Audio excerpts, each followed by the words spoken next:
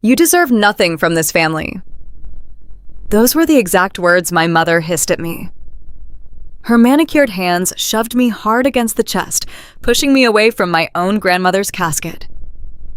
I stumbled backward. My heel caught on the thick carpet of the church aisle. I clutched a fragile white flower to my chest, trying to catch my breath while my father stepped forward to physically block my path. I swallowed the burning humiliation right then and there. I let their lie stand in front of 200 of their wealthiest friends. I chose absolute silence to honor my grandmother on her final journey. My family mistook that silence for weakness. They were entirely convinced that my quiet resignation was the end of the story. But what my greedy parents and my smug sister did not know was that Grandma Beatrice had been watching them very closely for years. And they had no idea that in just a few short days, when her lawyer opened a sealed envelope revealing a $3.5 million will, their arrogant smiles would be wiped off their faces forever. Before I tell you exactly what happened when that will was read, please take a moment to like this video and subscribe to the channel, but only if you genuinely connect with stories about justice and standing up for yourself.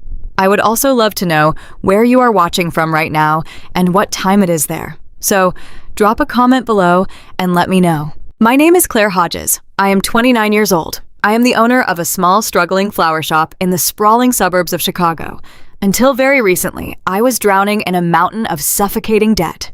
My days were spent trimming thorns until my fingers bled, arranging lavish bouquets for other people's happy occasions, and staying up late staring at past due notices printed on bright pink paper.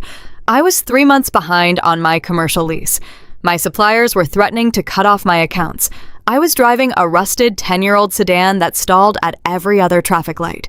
Meanwhile, the people standing at the front of this church drove imported luxury vehicles and spent more on a weekend golf outing than I made in an entire month of exhausting, backbreaking labor. But this story does not start in my shop. It starts on the coldest, grayest Tuesday morning in October, inside a massive stone church filled with people who looked right through me. The air inside the sanctuary was heavy thick with the overwhelming scent of commercial funeral lilies and expensive designer perfumes. 200 guests filled the polished wooden pews. These were not just any guests.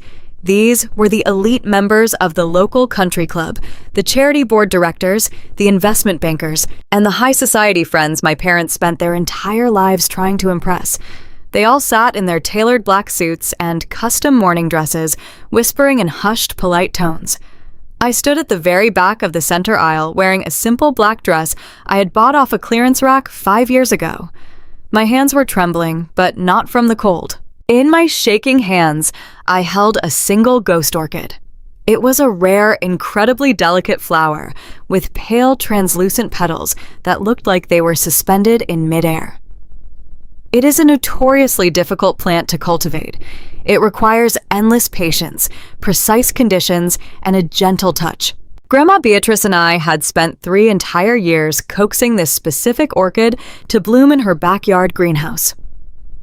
We spent countless Sunday afternoons kneeling in the damp soil. She would tell me stories about her own struggles, about how she built her fortune from absolutely nothing, and about how money has a terrible habit of revealing a person's true character. She saw right through my parents' obsession with status. She saw right through my brother-in-law's slick financial jargon. She was the only one who saw me the real me, the girl who preferred the honest dirt of a garden over the fake marble floors of a country club. When she passed away, the orchid finally opened its petals. It felt like a final message from her, a quiet promise that she was still with me. I brought it to the church to lay it on her casket, a private goodbye between just the two of us. The organ music swelled a mournful, heavy dirge that vibrated through the wooden floorboards. I took a deep breath and began to walk down the long, red carpeted aisle. Every step felt like wading through deep water.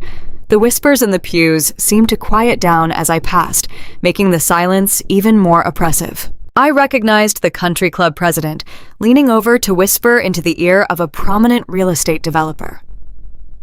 I saw the wives of investment bankers judging the frayed hem of my coat. In my family, I was the outcast. The daughter who chose to work with dirt and stems instead of pursuing a lucrative corporate career. The daughter who did not marry a wealthy man. The daughter who was never invited to the high society galas. But I did not care about the crowd. My eyes were fixed entirely on the polished mahogany casket at the front of the altar. As I got closer, the details of the scene came into sharp focus. My family was positioned in the front row, standing like royalty receiving subjects. My mother, Susan, wore a pristine black silk dress and a string of authentic pearls. Her posture was rigid, her expression perfectly composed into a mask of dignified grief. Beside her stood my father, Richard, wearing a custom-tailored charcoal suit, his jaw set in a hard, uncompromising line. Just a few feet away stood my older sister, Chloe, the undisputed golden child of the family. Chloe was weeping delicately into a laced handkerchief, making sure her perfectly styled hair remained intact. Next to Chloe was her husband, Bradley. Bradley was a high-powered finance executive with a slick haircut and an arrogant sneer permanently plastered on his face. He was currently checking notifications on his gold watch, completely unbothered by the solemnity of the occasion. I reached the front of the church. I did not look at them. I kept my gaze locked on the smooth wood of the casket. I stepped up to the velvet kneeler. I raised my hands, gently cradling the ghost orchid, preparing to lay it down. That was when the physical blow came. A sharp, forceful shove hit my right shoulder. The impact was so sudden and violent that I lost my balance. I stumbled awkwardly backward, my ankle twisting as my low heel caught on the edge of the velvet kneeler. I gasped, clutching the fragile orchid to my chest to protect it from being crushed. I looked up, stunned. My mother, Susan, had stepped directly in front of the casket, her arm fully extended from the shove. Her face, which just moments ago had been a picture of elegant mourning, was now contorted with sheer venom. She leaned in close to me, ensuring the microphone at the pulpit would not pick up her voice, but making sure I heard every single syllable. "Get out of the way!" she hissed through tightly clenched teeth. Her breath smelled of mint and bitter coffee. "You do not deserve to be up here. You do not deserve anything from this family." The words felt like a physical slap across the face. My chest tightened so violently I could not draw a full breath. I tried to step around her. "Mom, please," I whispered, my voice breaking. "It is just a flower. Grandma and I grew it together. I just want to say goodbye."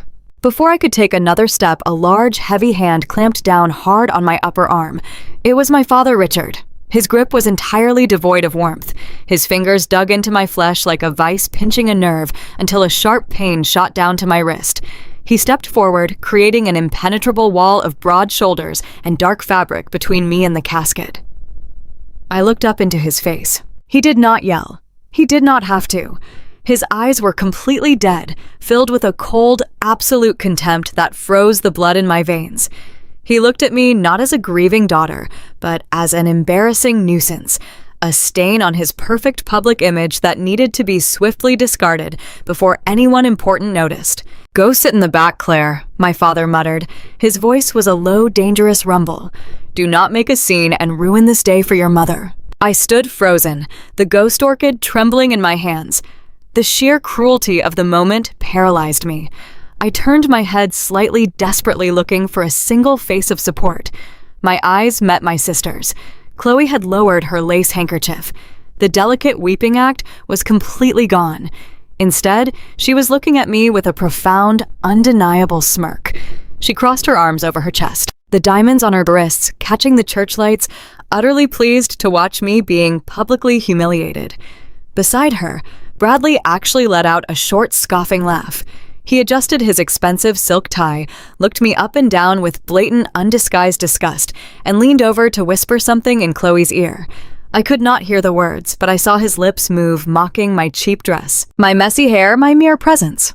Whatever he said made my sister's smirk widen into a full, satisfied smile. A hot, suffocating wave of anger rose in my throat. I wanted to scream. I wanted to hurl the ghost orchid at their feet and demand that they let me pass. I wanted to turn around and tell the entire congregation exactly who these people really were. I wanted to yell that it was me who sat by Grandma Beatrice's bedside for the last 6 months feeding her ice chips and reading her favorite books, while they were off attending charity galas and booking luxury ski trips in Aspen. I wanted to scream that it was me who paid out of pocket for Grandma's favorite organic meals, while Bradley and my father were busy draining their own bank accounts on failed high-risk investments that they desperately tried to hide from the rest of the world. My heart was pounding so hard, I thought my chest would crack open. The injustice of it all burned like acid in my stomach. But I looked at the polished mahogany casket. Inside rested the only person in this entire family who had ever truly loved me. Grandma Beatrice hated public spectacles. She hated the superficial drama that my parents constantly manufactured. She had taught me that true grace was found in restraint, in knowing when to speak and when to hold your ground in absolute silence. If I fought back right now, if I shoved my mother aside and caused a screaming match over the casket, I would be destroying Grandma Beatrice's final moments of peace. I would be giving my parents exactly what they wanted, the opportunity to paint me as the crazy, unstable daughter in front of their entire social circle. I looked at my mother's furious, expectant face. She was waiting for me to snap. She wanted me to break so she could justify her cruelty. I took a slow, agonizing breath. The scent of the ghost orchid reached me, a faint, sweet reminder of the greenhouse of damp earth, of quiet afternoons filled with unconditional love. I tightened my grip on the flower stem. I looked my father directly in his cold, indifferent eyes, and then I looked at my mother. I did not shed a single tear. I refused to give them the satisfaction of watching me cry. Without saying another word, I took a deliberate step backward. Then another. I turned around facing the 200 pairs of staring, judgmental eyes. My posture was perfectly straight. My chin was held high. I walked back down that long, red-carpeted aisle, feeling every single stare burning into my skin.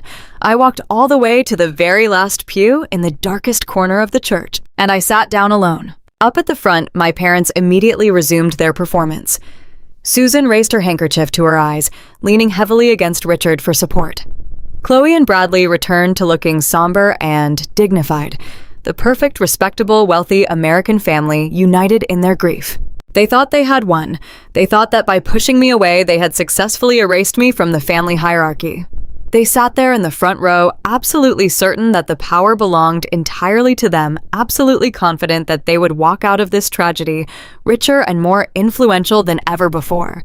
They were already spending her money in their minds. They were already planning their new vacations, their new cars, their new country club memberships. But as I sat in the shadows holding the delicate ghost orchid, I felt a strange, chilling calmness settle over my heart. They had no idea what was actually coming. They had no idea about the secret conversations I had shared with Grandma Beatrice in the greenhouse. They did not know about the quiet visits from her attorney. And they certainly did not know that their perfect, carefully constructed world of lies and exploitation was standing on the edge of a massive cliff. They pushed me away because they believed I deserved nothing. But in just a few short days, the truth would be unleashed. And when the dust finally settled, they would learn exactly what they deserved. The heavy oak doors of the church closed behind me with a hollow thud that echoed in my chest. I had barely made it down the stone steps, desperate to reach the sanctuary of my rusted 10-year-old sedan, when I heard the sharp clicking of my mother's designer heels on the pavement. I did not even get a moment to breathe the crisp October air. I did not get a single second to process the grief of saying goodbye to the only woman who had ever loved me unconditionally. "Claire, wait right there." My mother's voice sliced through the cold wind. It was not a request. It was a command. I stopped in the middle of the gravel parking lot. I turned around to see my parents marching toward me. My father, Richard, was walking with his chest puffed out, his tailored charcoal suit catching the bleak afternoon light. My mother, Susan, marched right beside him, her jaw tight. A few paces behind them were my sister Chloe and her husband Bradley. They were taking their time, walking toward their brand new imported SUV, but their eyes were fixed entirely on me. I braced myself. I assumed they were coming to scold me for stumbling at the casket. I assumed there would be another lecture about how I was an embarrassment to the family name. I was wrong. It was so much worse than a lecture. My mother reached me first. She did not offer a hug. She did not ask how I was holding up after losing the grandmother who had practically raised me. Instead, she reached into her expensive leather handbag, pulled out a thick folded piece of thick white paper, and shoved it aggressively against my chest. "Take this," Susan demanded. Her tone was completely devoid of any sorrow. She spoke to me the same way she spoke to the teenage cashiers at her local grocery store. I instinctively grabbed the paper before it fell to the gravel. I unfolded it slowly. My hands were still shaking from the confrontation inside the church. I stared at the bold black letters printed at the top of the page. It was an itemized invoice from the luxury funeral home. I scanned the lines. Premium mahogany casket with brass fittings. Imported white lilies by the hundreds. A lavish catered reception to follow at the country club, a reception I had explicitly been told I was not welcome to attend. I looked down at the total balance due at the bottom of the page. $15,000. I looked up completely bewildered. "What is this, Mom?" "It is the final bill for your grandmother's services." My father intervened. He crossed his thick arms over his chest. "We need you to take care of it by Monday morning." The funeral director requires the balance cleared before the burial plot is finalized. I stared at him, my mind struggling to process the sheer audacity of his demand. "You want me to pay $15,000? I asked, my voice rising in disbelief. "I run a small flower shop, Dad. I am barely making my commercial lease this month. You and Mom arranged this entire elaborate funeral. You picked out the mahogany casket. You ordered the imported flowers without even asking me. Why am I supposed to pay for it? Because it is your duty," my mother snapped. Her eyes flashed with that familiar, icy entitlement. "We have given you so much, Claire. We put a roof over your head for 18 years. We tolerated your rebellious phases. You owe this family. Beatrice was your grandmother. You spent all that time hovering around her greenhouse. The least you can do is cover the cost of her farewell." The sheer hypocrisy of her words hit me like a physical blow. "You owe this family." That was the phrase they always used. That was the invisible chain they had wrapped around my neck for my entire life. "Duty," I repeated. The word tasted like ash in my mouth. I felt something snap inside my chest. Years of forced silence, years of biting my tongue to keep the peace, suddenly vanished. "You want to talk about duty?" I stepped forward, closing the distance between me and my mother. "Let us talk about duty, Mom. Let us talk about how I spent 4 years working double shifts at the local plant nursery, ruining my hands, saving $40,000 for my college tuition. And what happened to that money? You and Dad begged me for it. You cried in our kitchen, telling me that Chloe simply had to have her dream destination wedding at that luxury vineyard in Napa Valley. You said the family reputation depended on it. You told me that my degree at the state college could wait because I was the practical one. You said I had no real future in the corporate world anyway, so my education was not a priority." My mother's face turned a patchy shade of red, but I did not stop. And what about 3 years ago, I turned my gaze to my father, whose arrogant posture wavered for just a fraction of a second. You maxed out 3 different platinum credit cards to buy an imported sports car and to host lavish dinner parties you could not afford. You were $50,000 in debt. The country club was going to revoke your membership because your dues were 6 months behind. You came to my flower shop, Dad. You sat in my back office and told me that if your wealthy friends found out you were broke, your life would be over. I took out a small business line of credit under my own name to bail you out. I took on your debt so you could keep playing golf with millionaires. I am still paying off that loan right now. That was different. My father interrupted, his voice booming across the parking lot. He took a threatening step toward me. That was about maintaining the family image. Chloe is married to a senior finance executive. She has a certain lifestyle to uphold. We have a position in this community. What do you have, Claire? You play with dirt and dead plants for a living. You have no husband, no status, and no ambition. You are the only one who can afford to make these sacrifices because you have nothing to lose. The absolute cruelty of his logic left me breathless. To them, my life had no inherent value.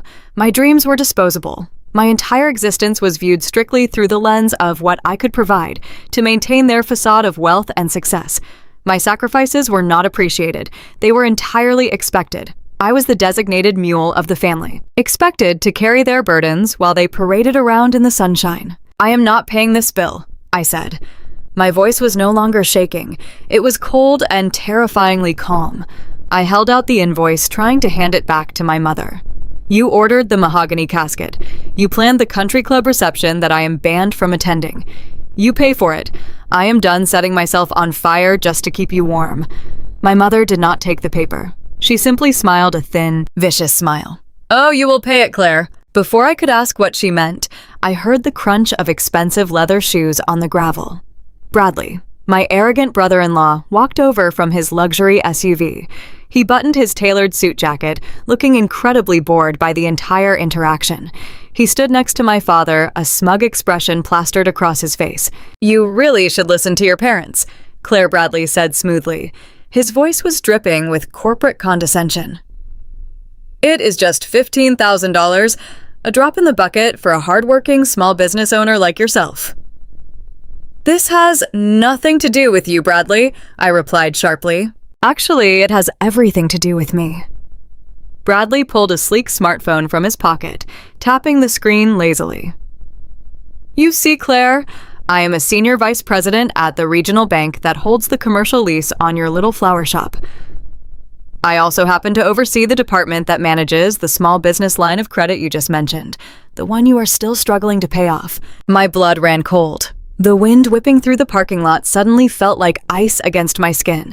I stared at him fully, realizing the depth of the trap they had meticulously laid for me. Bradley looked up from his phone, his eyes completely devoid of any human empathy. "Your flower shop has been late on its lease payments twice in the last 6 months. Technically, that puts you in violation of your commercial agreement. Now, normally the bank might overlook a minor infraction for a struggling local business, but as a senior executive, I have the authority to call in those loans immediately if I suspect the business is failing. If I flag your account on Monday morning, the bank will demand payment in full within 30 days. When you inevitably default, we will seize your shop. We will lock the doors, liquidate your inventory, and auction off everything you own to recoup our losses."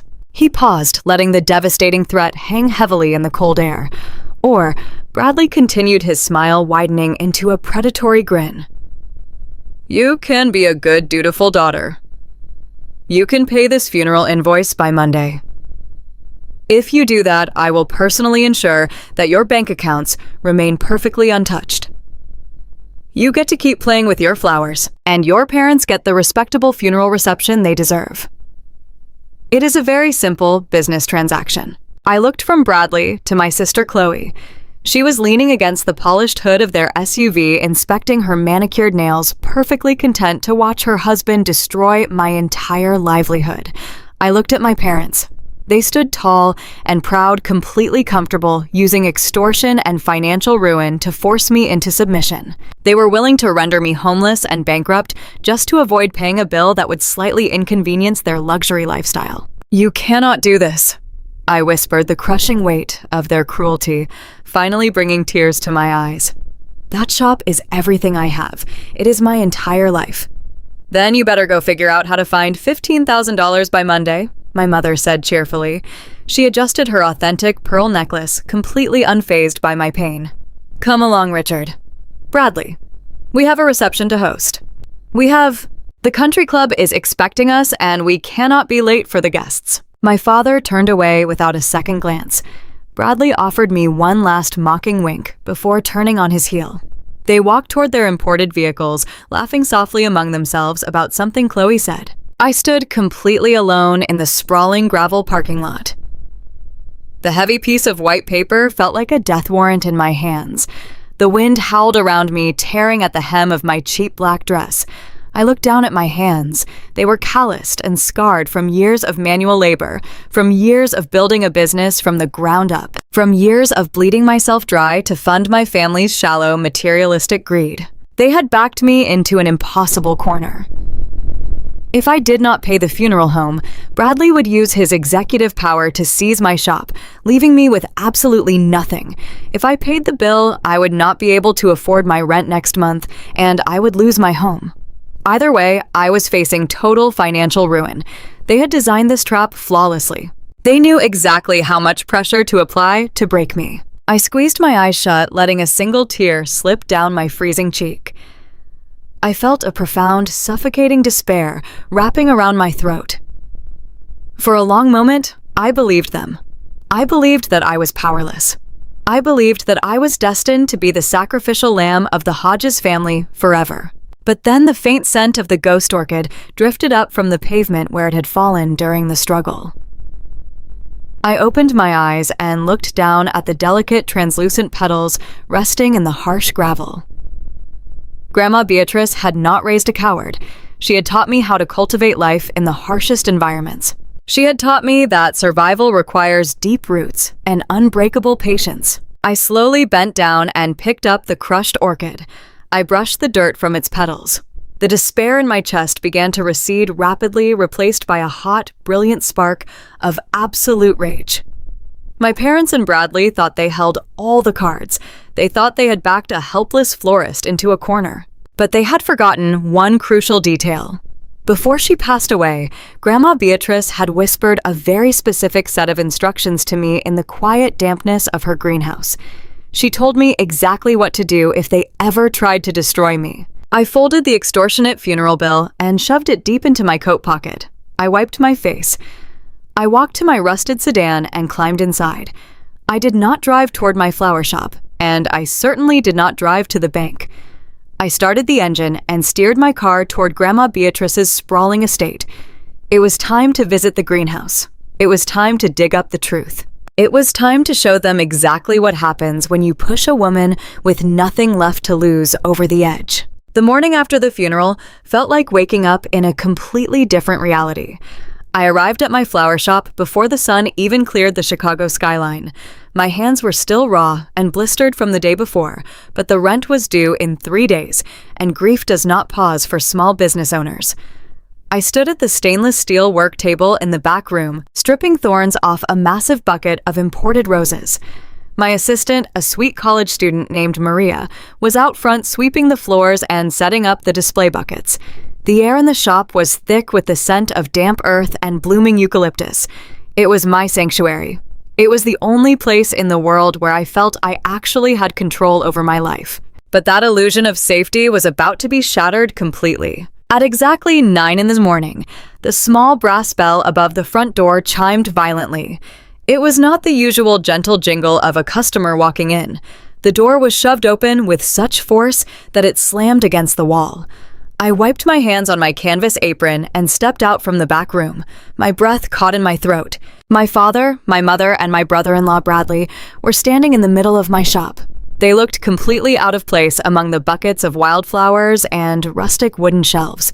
My father was wearing his tailored golf attire, a crisp polo shirt, and pressed slacks, looking like he had just stepped off the 18th hole at his exclusive country club.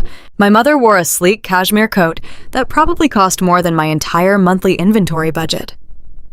And Bradley, as always, was dressed in a sharp, custom-fitted Italian suit, gripping a thick leather briefcase. They did not look like a grieving family seeking comfort the day after burying their matriarch. They looked like a corporate acquisition team preparing for a hostile takeover. Maria froze in the middle of sweeping her eyes darting between my family and me. I gave her a small nod silently, telling her to go to the back room. She practically sprinted away, leaving me entirely alone to face the firing squad. I crossed my arms over my chest, trying to hide the fact that my hands were trembling. "Can I help you?" I asked, keeping my voice as steady as possible. "We already went over the funeral bill yesterday. I told you I am not paying it." Bradley let out a sharp, condescending laugh. He walked right past me, completely ignoring my personal space, and set his heavy leather briefcase down on my checkout counter. He popped the gold latches with a loud click. "This is not about that ridiculous funeral invoice," Claire Bradley said smoothly. He pulled out a thick stack of legal documents printed on heavy bond paper. He slapped the papers down onto the counter. "This is about saving your family from a massive financial disaster. And frankly, this is about saving you from yourself." I stared at the documents, then looked at my father. "What is he talking about?" I demanded. My father took a step forward, puffing out his chest to tower over me. He used the exact same intimidating posture he had used my entire life whenever he wanted to force me into submission. "The probate process for your grandmother's estate has hit a significant complication," he announced, his voice booming in the small shop. "The bank has temporarily frozen all of her assets, every single account. The trust, the property deeds, the investment portfolios.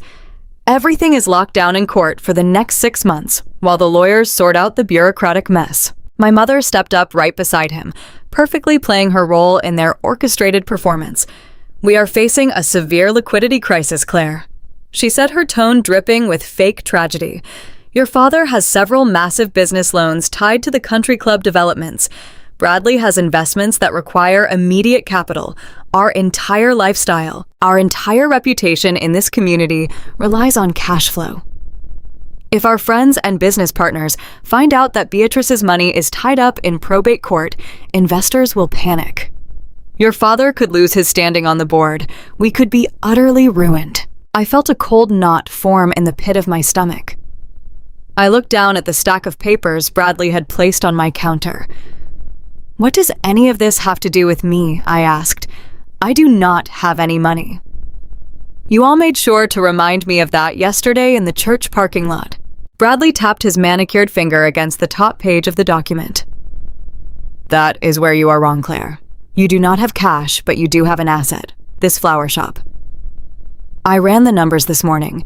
Your commercial lease, your inventory, the business name, and the underlying equity hold enough value to secure a short-term commercial bridge loan." "A bridge loan," I repeated, genuinely confused by his corporate jargon. "Yes," Bradley said, leaning in close. "A bridge loan. It is a temporary line of credit designed to cover our expenses until the probate court releases Beatrice's funds. But the bank requires collateral, tangible collateral. Your parents cannot use their primary residence because they already took out a second mortgage on it last year to fund Chloe's lavish lifestyle. I cannot use my assets because my firm has strict compliance rules regarding personal loans. You are the only one left, Claire." He slid a silver pen across the counter, pushing it right up against my hand. "All you have to do is sign these papers. You will be transferring the legal ownership of this flower shop over to me temporarily, of course. I will use the business as collateral to secure a $200,000 loan from my bank. We use the cash to keep the family afloat. And when the estate clears probate in a few months, we pay off the loan and transfer the shop right back to you. It is perfectly safe. It is just a minor paperwork technicality." I stared at the silver pen. I stared at the dense legal jargon printed on the pages. Transfer of ownership. Unconditional surrender of assets. Irrevocable collateral assignment. The words blurred together, but the underlying reality was crystal clear. They wanted me to sign away my business. They wanted me to hand over the only thing in this world that actually belonged to me. The business I had built with my own 2 hands, working 18-hour days, surviving on cheap ramen noodles and instant coffee for 5 years. They wanted to take it, risk it on a massive loan, and gamble my entire future just to save their precious country club reputation. And what happens if the estate takes longer than 6 months to clear? I asked, my voice dropping to a whisper. What happens if you cannot pay back the $200,000, Bradley?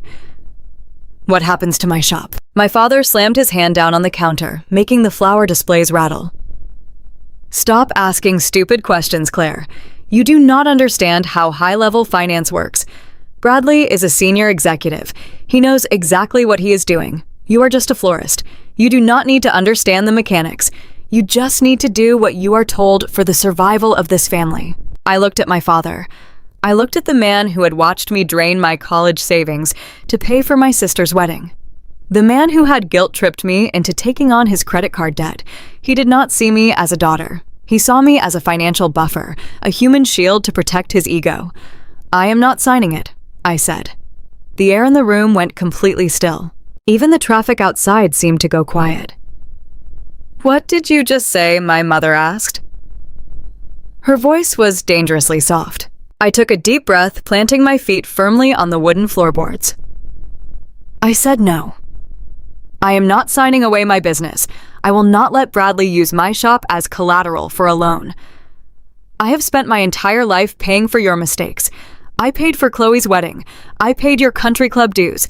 I have sacrificed every dream I ever had so that you could pretend to be wealthy. But this is the line. You are not taking my shop. "You ungrateful little brat," my father roared. His face turned a deep, terrifying shade of purple. "We put a roof over your head. We clothed you. We fed you. We gave you everything, and this is how you repay us in our time of need. You are going to let your own family go bankrupt over a pathetic little flower stand." "It is not a flower stand, Dad. It is my livelihood," I shot back, my own anger finally breaking free. "And if your reputation is so fragile that it depends on stealing from your youngest daughter, then maybe you deserve to go bankrupt." I never even saw her hand move. The slap echoed through the shop with a sickening sharp crack. The force of my mother's hand striking my cheek threw my head violently to the side. My vision flashed bright white for a split second. The metallic taste of blood instantly flooded my mouth as my teeth bit down hard on the inside of my cheek. I stumbled back against the shelving unit, knocking a bucket of water and fresh sunflowers crashing to the floor. The freezing water soaked through my shoes. A small, terrified gasp came from the back room. I knew Maria had seen the whole thing. My mother stood there, her chest heaving, her hand still raised in the air. Her eyes were completely unhinged, burning with a toxic mixture of hatred and absolute entitlement. "Do not you ever speak to your father that way," she screamed, her voice cracking with fury. "You are nothing. Do you hear me? You are a bitter, selfish, disloyal disgrace to this family. We should have never expected anything from you. You have always been a colossal disappointment. You care more about these stupid weeds than you care about your own flesh and blood. You are dead to us, Claire. From this moment on, you have no family." She turned around, her designer coat swishing dramatically. "Grab the papers, Bradley. She is useless to us. Let the bank take her pathetic little shop. I do not care if she ends up living on the street." Bradley scooped up the documents and tossed them back into his briefcase, snapping the gold latches shut with a loud final click. He looked down at me, sprawled against the wet floor shelves, holding my burning cheek. "Good luck paying your rent next month, Claire. You are going to need it." My father did not even look at me. He just turned and marched out the door, following my mother to their luxury vehicles. The brass bell chimed brightly as the door swung shut behind them, leaving me alone in a puddle of freezing water and crushed sunflowers. I stayed on the floor for a long time. The physical pain in my cheek was nothing compared to the crushing, suffocating agony in my chest. They really meant it. They were perfectly willing to destroy my entire life without a single ounce of hesitation. I pressed my hands against my face, trying to stop the tears from falling. I felt utterly defeated. I felt like the small, insignificant, disposable spare child they had always told me I was. I was completely out of options. Bradley was going to ruin my business credit on Monday. My parents were going to ensure I lost everything. I had no money for a lawyer. I had no power to fight a senior bank executive. I was going to lose my shop, and I was going to end up exactly where my mother said I would, on the street. But as I sat there in the damp, floral-scented air, a distinct memory suddenly pierced through the heavy fog of my panic. It was a memory from exactly 2 months ago. Grandma Beatrice had been sitting in her favorite wicker chair in her massive backyard greenhouse. We had just finished repotting a batch of rare orchids. She had been coughing a lot that day, her health visibly declining. She had reached out with her soil-stained hands, gripped my wrists tightly, and forced me to look directly into her sharp, perceptive eyes. "Claire, my brave girl," she had whispered, her voice rough but filled with intense urgency. "Listen to me very carefully. When I am gone, your parents and Bradley are going to do terrible things. Greed makes monsters out of ordinary people. They are going to try to crush you. They are going to try to take everything." I had tried to brush it off, telling her not to talk like that, but she had squeezed my wrists harder. "Listen to me," she had insisted. "I have spent my whole life watching them take advantage of your gentle heart. I will not let them do it anymore." "I have laid a trap for them, Claire. A very specific, very legal trap. But you have to be the one to spring it, if anything happens. If they ever back you into a corner and threaten to take away your livelihood, you do not fight them. You do not fight. You go directly to my orchid greenhouse. You go to the very back corner under the large white Phalaenopsis orchid." The memory hit me with the force of a lightning strike. The white Phalaenopsis orchid. The one she refused to let the hired gardeners touch. The one she insisted on watering herself, even when she was too weak to walk properly. I scrambled up from the wet floor. My heart began to pound with a frantic, desperate rhythm. I did not know what was buried in that greenhouse, but Grandma Beatrice had never lied to me. If she said there was a way to fight back, there was a way to fight back. I looked at the clock on the wall. It was nearly 10 in the morning. My parents had keys to Grandma's estate. The moment they realized they could not extort money out of me, their very next move would be to ransack her house for valuables. They would hire locksmiths. They would change the security codes. They would lock down the property before the probate courts even opened on Monday. I had to get there first. I grabbed my keys off the counter. I yelled to Maria to lock the front door and close the shop for the rest of the day. I practically sprinted to my rusted sedan, ignoring the throbbing pain in my cheek. I jammed the key into the ignition, praying the old engine would start on the first try. It sputtered, coughed, and finally roared to life. I slammed the car into drive and sped out of the parking lot, my tires squealing against the pavement. I was driving toward the wealthy gated community where Grandma Beatrice's estate was located. My hands gripped the steering wheel so tightly, my knuckles turned white. The despair that had paralyzed me just moments ago was completely gone. It had been replaced by a fierce, burning adrenaline. I did not know what kind of trap my grandmother had built. I did not know what secrets were hiding in the damp soil of her greenhouse, but I knew one thing for absolute certain. My parents had pushed me for the very last time, and whatever I found under that white orchid, I was going to use it to burn their perfect, deceitful kingdom straight to the ground. I just had to get there before they changed the locks. I pressed harder on the gas pedal, racing against time, racing toward the truth. I was no longer the quiet, obedient daughter. The war had officially begun. I slammed my foot on the gas pedal, pushing my rusted sedan as fast as it would go down the winding suburban roads. My heart was hammering against my ribs with a frantic, terrifying rhythm. My cheek still burned with a vicious, throbbing heat from where my mother had struck me, but I completely ignored the pain. I had only one thought repeating in my mind like a desperate prayer. I had to get to Grandma Beatrice's estate before my parents did. They had the keys to her massive stone house. They had the security codes for the front gate. The moment they finished their vile performance at my flower shop, they would undoubtedly head straight to her property to begin tearing through her belongings like vultures. They would lock down the estate, change the alarm codes, and ensure I could never step foot on the grounds again. I turned sharply onto the affluent tree-lined street where my grandmother had lived for 40 years. The massive wrought iron gates of the community loomed ahead. I pulled up to the security keypad, my hands shaking violently as I punched in the 5-digit code Beatrice had given me years ago. I held my breaths, terrified that my father had already called the management company to revoke my access. A heavy second passed. Then the green light flashed and the heavy gates slowly swung open. I let out a jagged exhale, slammed the car into gear, and drove up the long, winding gravel driveway. I did not park in the main circular driveway where my car would be visible from the street. Instead, I veered off onto a narrow utility path that led around the back of the sprawling stone mansion, hiding my sedan behind a thick row of towering evergreen trees.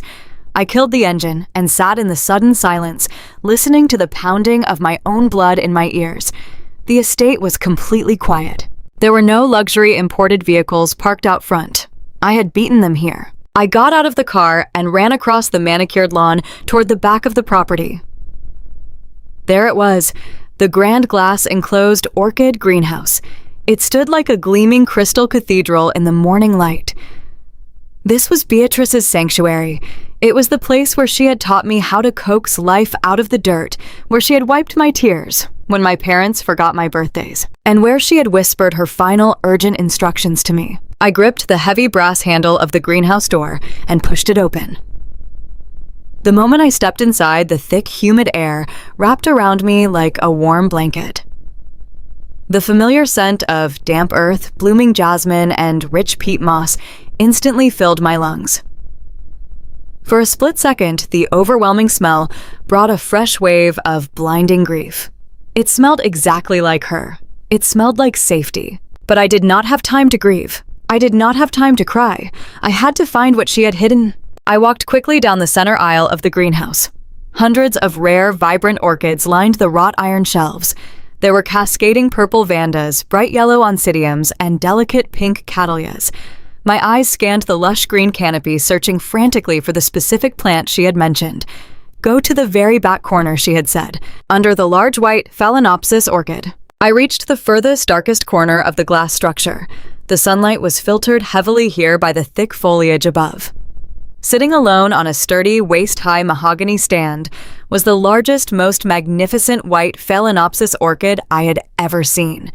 Its pristine white petals stretched out like the wings of a dove. The plant was potted in a massive, heavy, dark blue ceramic urn, filled to the brim with dark, damp humus and coarse bark. I stepped up to the mahogany stand. My breath was coming in short, shallow gasps.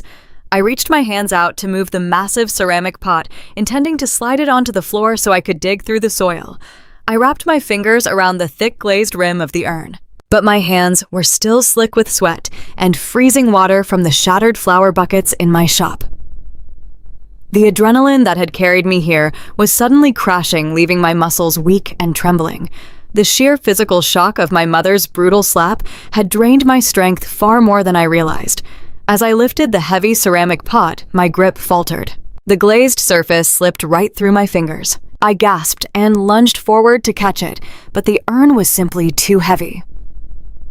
It plummeted from the mahogany stand and crashed onto the hard stone pavers of the greenhouse floor. The sound was absolutely deafening. The thick blue ceramic shattered into a dozen jagged pieces. A massive pile of damp soil, tangled roots, and coarse moss exploded across the wet stone. The beautiful white orchid tumbled to the side, its pristine petals dragging across the dirt. "No," I cried out, dropping to my knees.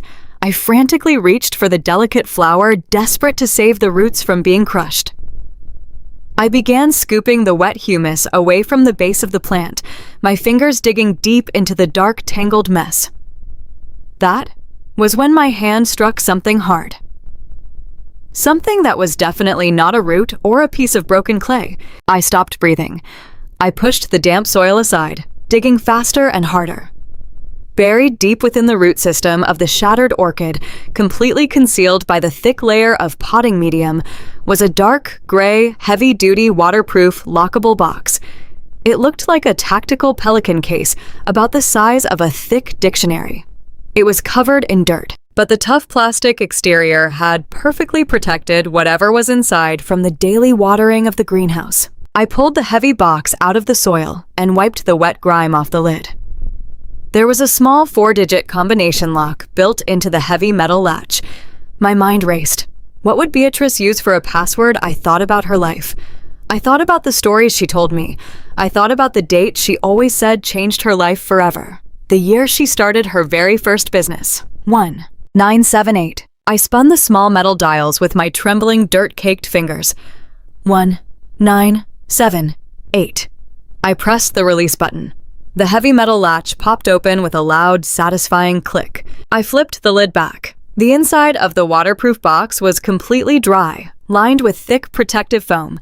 Nestled perfectly in the center was a thick black leather-bound ledger book. Tucked right beneath the ledger were several thick manila folders overflowing with official bank statements, printed emails, and legal correspondence. I wiped my dirty hands on my dress and reached for the black ledger. The moment I opened the cover, I recognized Grandma Beatrice's neat, elegant, unmistakable cursive handwriting. It was not a diary. It was not a collection of memories or recipes. It was a meticulous, devastatingly precise accounting of massive financial theft. I sat there on the cold stone floor of the greenhouse, surrounded by broken ceramic and damp earth, and I began to read.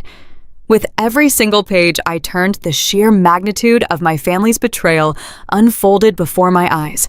The horrifying truth was all there in black and white ink. For the past 3 years, my parents and my arrogant brother-in-law Bradley had been systematically bleeding my grandmother dry. They had been secretly siphoning hundreds of thousands of dollars out of her various retirement accounts, her investment portfolios, and her private trusts. I pulled the bank statements from the manila folders and matched them to the dates in Beatrice's ledger. The evidence was irrefutable. I found a statement from exactly 3 years ago showing a wire transfer of $85,000 moving directly from Beatrice's primary savings account into an offshore limited liability company. I looked at the name of the LLC. It was the exact same holding company Bradley used for his personal real estate investments. In her ledger next to the corresponding date, Beatrice had written, "Bradley presented a forged authorization form to the branch manager today." The signature is not mine. The bank approved it because he is a senior executive.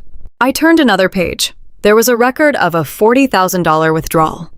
Next to it, Beatrice had written, "Richard and Susan used my private checking account to pay off their country club dues and fund their luxury vacation to Europe. They intercepted my mail to hide the bank notices. I found the forged checks hidden in Richard's desk last Sunday. My stomach churned violently. I felt physically sick. The depth of their deception was staggering. Bradley, the hotshot finance executive who had just threatened to ruin my small business, was nothing but a common thief. He had been using his high-level position at the regional bank to bypass security protocols, approving forged wire transfers and masking the stolen funds through a complex web of fake investments. My parents, who loved to lecture me about duty and sacrifice, were literal parasites. They had used my grandmother's declining health as an opportunity to rob her blind, stealing the very money she had worked her entire life to build. They had stolen over $600,000 in total. And the most heartbreaking part of all was that Grandma Beatrice knew. She knew absolutely everything. I read her final entry dated just 2 weeks before she was admitted to the hospital. My heart aches not for the money, but for the absolute absence of their humanity, she wrote. They think I am too old and too weak to notice the missing funds. They think my silence is ignorance. But I have tracked every single stolen dollar. I have gathered every forged document. I am leaving this evidence for Claire because she is the only one strong enough to hold them accountable. They will try to take everything from her when I am gone. This is her sword. This is her shield. I stared at her elegant handwriting until the words blurred together. I thought about the brutal slap my mother had delivered to my face just an hour ago. I thought about my father telling me I was a useless disappointment. I thought about Bradley smiling smugly as he threatened to leave me homeless and bankrupt. They had thrown me away when I was a teenager because they thought I was a burden. They had forced me to drain my own savings to fund their pathetic, shallow lifestyle. And all the while, they were secretly abusing and robbing a dying elderly woman who could barely walk without assistance. They were not just toxic parents. They were clinical, calculating, remorseless predators. The profound, crushing sadness that had weighed me down since the funeral completely evaporated. The tears on my cheeks dried instantly. The suffocating fear of losing my flower shop vanished into thin air. Every single ounce of grief, every drop of self-doubt, every lingering desire I had ever felt to win my parents' approval was violently burned away. In its place rose a cold, terrifying, absolute rage. It was a quiet fury, the kind of anger that does not scream or throw things, the kind of anger that builds a fortress, locks the doors, and methodically plans a total destruction. I was no longer the crying, obedient, terrified daughter they could push around at a funeral. I was no longer the disposable spare child they could extort for cash. I held the absolute proof of their felony crimes in my soil-stained hands. I held the key to their complete social, financial, and legal ruin. They wanted to destroy my life over a $15,000 funeral bill. I was going to use this box to annihilate their entire kingdom. I carefully placed the bank statements and the forged documents back into the waterproof case. I closed the heavy black leather ledger, but before I put it away, I flipped to the very last page of the book. There, written in bold, unmistakable red ink, was a single name and a phone number. Attorney Harrison Sterling. Beneath the name, Beatrice had written one final instruction. Call him immediately. He knows exactly what to do. The trap is already set. I pulled my cell phone from my damp coat pocket. My hands were no longer shaking. My fingers were completely steady as I typed the 10-digit number into the keypad. I sat amidst the shattered ceramic and the crushed white petals of the Phalaenopsis orchid, breathing in the heavy, humid air of the greenhouse. I pressed the call button and raised the phone to my ear. I listened to it ring once, twice. A deep professional voice answered on the third ring. Harrison Sterling speaking. Mr. Sterling, I said. My voice was calm, clear, and harder than steel. My name is Claire Hodges. I am Beatrice's granddaughter. I am standing in her greenhouse and I have found the box. There was a brief, heavy silence on the other end of the line. I could hear the sound of a leather chair creaking as the attorney leaned forward. Hello, Claire, Mr. Sterling said quietly. His voice carried the unmistakable weight of someone who had been preparing for this exact moment for a very long time. I have been waiting for your call. It is time for us to get to work. I drove straight from the estate greenhouse into the heart of downtown Chicago. My hands gripping the steering wheel were still caked in damp potting soil. My cheap black dress was still soaked from the spilled flower buckets at my shop and wrinkled from kneeling on the stone pavers. I did not care how I looked. I did not care about the strange glances I received when I parked my rusted sedan in the gleaming, brightly lit underground garage of the towering glass skyscraper. The elevator ride to the 42nd floor felt like ascending into a completely different universe. The doors opened to a pristine lobby of polished white marble and rich mahogany paneling. The elegant receptionist sitting behind a massive desk looked at my ruined clothes with wide, alarmed eyes. But the moment I gave my name, her professional mask slipped right back into place. Mr. Sterling is expecting you, Ms. Hodges, she said politely. She stood up and led me down a long, quiet hallway to a massive corner office overlooking the sprawling city skyline. Attorney Harrison Sterling was a tall, distinguished man in his late 60s. He wore a perfectly tailored navy suit, and he had silver hair and piercing gray eyes that immediately made me feel safe. He did not look at my dirty clothes. He did not judge my disheveled appearance. He looked straight into my face, recognizing the exact mixture of profound grief and burning fury radiating from my eyes. "Please, sit down, Claire," he said. His voice was deep, resonant, and remarkably calm. "Your grandmother told me you would be sitting in that exact chair one day." I walked forward and placed the heavy dirt-covered waterproof box directly onto his immaculate glass desk. I did not hesitate. I popped the metal latch, opened the lid, and pushed the black leather ledger and the manila folders of forged bank statements across the desk toward him. "My family has been stealing from her," I said.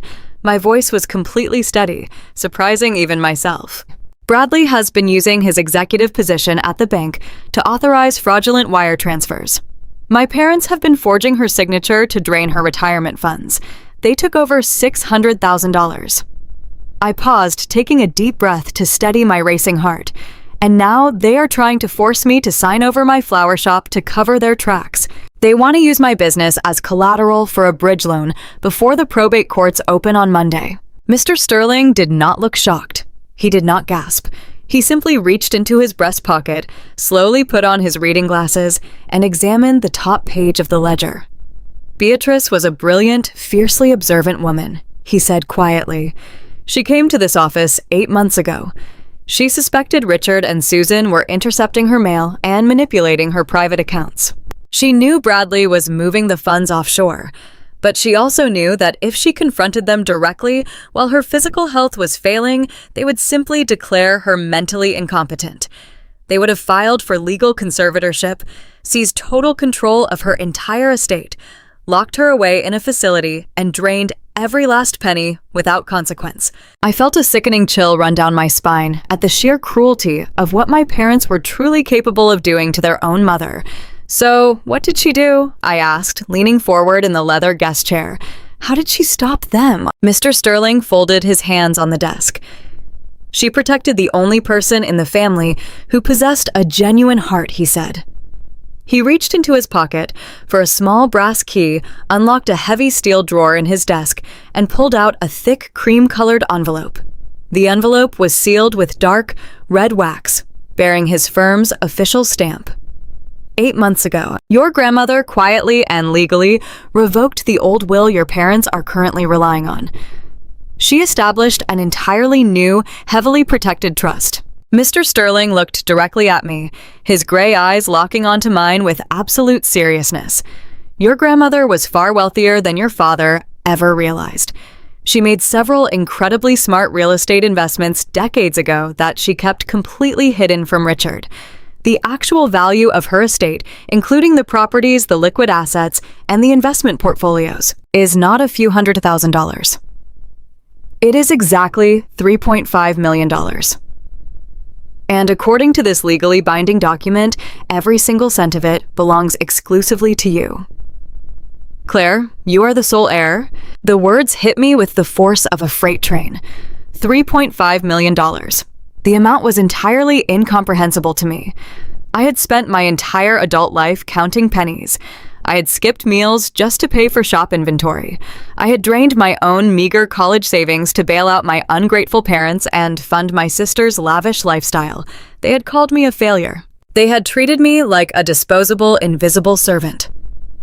And all the while, the brilliant woman they constantly underestimated had quietly handed me the keys to an absolute empire. I placed my hands over my face, letting out a sharp, breathless sob. It was not a sob of sadness. It was the overwhelming, crushing relief of finally being seen, of finally being validated after a lifetime of emotional abuse. She loved you very much, Claire, Mr. Sterling said gently, allowing me a moment to process the massive revelation. She wanted you to build your life and your business without their toxic shadow constantly hanging over you. But the profound relief was incredibly short-lived. The reality of my immediate situation came crashing back down on me. I wiped my eyes sitting up straight and squaring my shoulders. Bradley is a senior vice president at the regional bank. I told the attorney, my voice turning urgent. He threatened to call in my commercial loans on Monday morning. He wants me to sign my flower shop over to him as collateral for a bridge loan. He claims the estate is temporarily frozen and that the family will face financial ruin if I do not surrender my business to him right now. Mr. Sterling leaned back in his leather chair. His comforting expression vanished, replaced by the sharp, calculating look of a seasoned litigator. He is lying about the estate being frozen, Claire, but his threat against your business is very real, and it presents a significant legal problem. I frowned, gesturing toward the desk. But I have the new will. I have the ledger. I have the forged bank statements. Cannot we just go to the police right now and have them arrested? We can, Mr. Sterling explained patiently, but you have to understand the harsh reality of the legal system. Bradley has massive corporate resources at his disposal. He has a team of ruthless bank lawyers. If we simply walk into probate court with this will on Monday morning, Bradley and your parents will immediately file an emergency injunction to contest it. They will claim you manipulated an elderly sick woman into changing her estate plan. They will tie this entire $3.5 million fortune up in endless, brutal probate litigation. That process could drag on for years. And while the estate is locked in court, Bradley will use his executive power to quietly call in your business loans, destroy your flower shop, and bury the digital evidence of his wire fraud. They will starve you out legally and financially until you are forced to surrender. The absolute reality of his words settled over me like a suffocating weight. My parents and Bradley were like cornered, vicious animals. If they realized they had lost the fortune, they would burn my life to the ground just out of pure spite. They would drag Grandma Beatrice's good name through the mud, painting her as a senile, confused old woman who did not know what she was doing. I could not let that happen. I absolutely refused to let them tarnish her beautiful legacy. What do we do? I asked, my voice dropping to a fierce, determined whisper. How do we stop them from freezing the assets and ruining my business? Mr. Sterling tapped his gold pen against the black leather ledger. This ledger is an incredible piece of evidence, he said, but to absolutely guarantee that Bradley goes to federal prison and to ensure your parents lose any legal standing to contest the will, we need the final puzzle piece. We need the physical routing numbers of the offshore accounts where Bradley deposited the stolen money. We need the original, unredacted financial documents that connect his signature directly to the fraudulent transfers. If we have that definitive proof, the FBI will intervene immediately. There will be no probate battle because they will be facing a massive federal indictment for wire fraud and elder financial abuse. I shook my head, feeling a surge of intense frustration. Bradley is arrogant, but he is not stupid, I argued. He keeps his financial files locked up tight. He brought a heavy leather briefcase to my shop today. He tried to get me to sign a massive stack of papers for that bridge loan. I bet the offshore account details and the routing numbers are buried somewhere deep in those contracts, hiding in plain sight. But he will never just hand them over to me. Mr. Sterling smiled. It was a sharp, brilliant, calculating smile that made me realize exactly why Grandma Beatrice had trusted this man with her life's work. Then, you are going to get those documents from him. Claire, Mr. Sterling stated simply. You are going to trick him into giving them to you, and then you are going to hand them directly to me. I stared at him, completely bewildered. How he already hates me. He knows I will not sign anything. I just told them to their faces that I would rather lose my shop than help them. Then, you must convince him that you have given up Mr. Sterling, instructed, leaning across the glass desk to emphasize his point. You have to play the exact role they have assigned to you for your entire life. You need to become the weak, obedient, terrified daughter they expect you to be. You must call them tonight and beg for their forgiveness. You must tell Bradley that you panicked, that you are terrified of losing your flower shop, and that you agree to his terms. I felt a sudden surge of physical nausea at the mere thought of submitting to them. After finally finding my voice, after finally standing up to their abuse, the idea of letting my mother believe her vicious slap had actually broken my spirit was absolutely repulsive. I gripped the armrests of my chair. I do not know if I can do that, I admitted quietly. Mr. Sterling saw the hesitation and the disgust in my eyes. I know exactly how much it hurts to pretend they have won, Claire, he said softly, but this is how we destroy them permanently. You are going to invite them to a public place, a nice restaurant for dinner. You will tell Bradley you are completely ready to sign the collateral agreement for the bridge loan, but you will insist, playing the role of a cautious small business owner, that your local accountant needs to review the routing numbers and the full financial disclosures just to make sure your shop is legally protected during the transfer. I listened closely, my mind racing as the brilliance of the strategy began to unfold. He thinks you are just a simple florist, Mr. Sterling continued, his voice hardening with conviction. He thinks you do not understand high-level finance. His massive ego will be his ultimate downfall. He will hand over those documents because his arrogance will not allow him to believe you are smart enough to trap him. He wants to gloat. He wants to watch you sign your life away. You just have to give him the stage to do it. I looked down at my dirt-stained hands. I thought about the grueling years I had spent arranging flowers, managing inventory, balancing impossibly tight budgets, and teaching myself complex tax law just to keep my small business afloat. Bradley thought I was an uneducated laborer. My parents thought I was a naive fool who could be easily intimidated and manipulated. They had spent my entire life grossly underestimating my intelligence and my resilience. Now I was going to use their own toxic arrogance as the very weapon that would tear them apart. I looked back up at Mr. Sterling. The fear and hesitation in my chest were completely gone. The profound sadness of the funeral had been entirely replaced by a cold, sharp, calculating determination. I will do it, I said firmly, my voice echoing in the large office. I will give them exactly the pathetic performance they want to see. Mr. Sterling nodded in deep approval. He pulled a fresh legal pad toward him and uncapped his gold pen. Good. Here is exactly how we are going to orchestrate this. We need to control the timeline perfectly. You will set the dinner for tomorrow night. You will make sure Chloe and your parents are present, so their collective greed blinds them to the trap. Once you have the unredacted financial documents in your hands, you will excuse yourself from the table and walk straight out the door. You will bring those papers directly to my office. I will have the federal authorities waiting on standby. By the time your family realizes what has happened, the trap will have snapped shut on their necks. We spent the next 2 hours meticulously planning every single detail of the upcoming confrontation. Mr. Sterling coached me on exactly what to say, how to lower my eyes submissively, and how to make my voice tremble just enough to sell the illusion of total defeat. I absorbed every instruction like a sponge. I was not just a struggling florist anymore. I was the fierce protector of my grandmother's legacy. As I finally stood up to leave the towering glass office, I looked out the massive window at the sprawling Chicago skyline. The dark, stormy clouds from the morning were finally beginning to break, letting streams of bright sunlight pour through. I walked out of Sterling and Associates with a righteous fire burning in my blood. I was ready to play the absolute most important role of my entire life. I was perfectly ready to let my toxic family think they had completely conquered me, just so I could watch them fall from the very top of their imaginary throne. I booked the reservation for 7 o'clock at the Capitol Grill. It was a notoriously pretentious, dimly lit steakhouse downtown that catered exclusively to executives and the local elite. It was the exact kind of environment where my parents and Bradley felt the most powerful. They loved the heavy mahogany tables, the crystal chandeliers, and the waiters who bowed their heads when taking an order. I arrived 30 minutes early.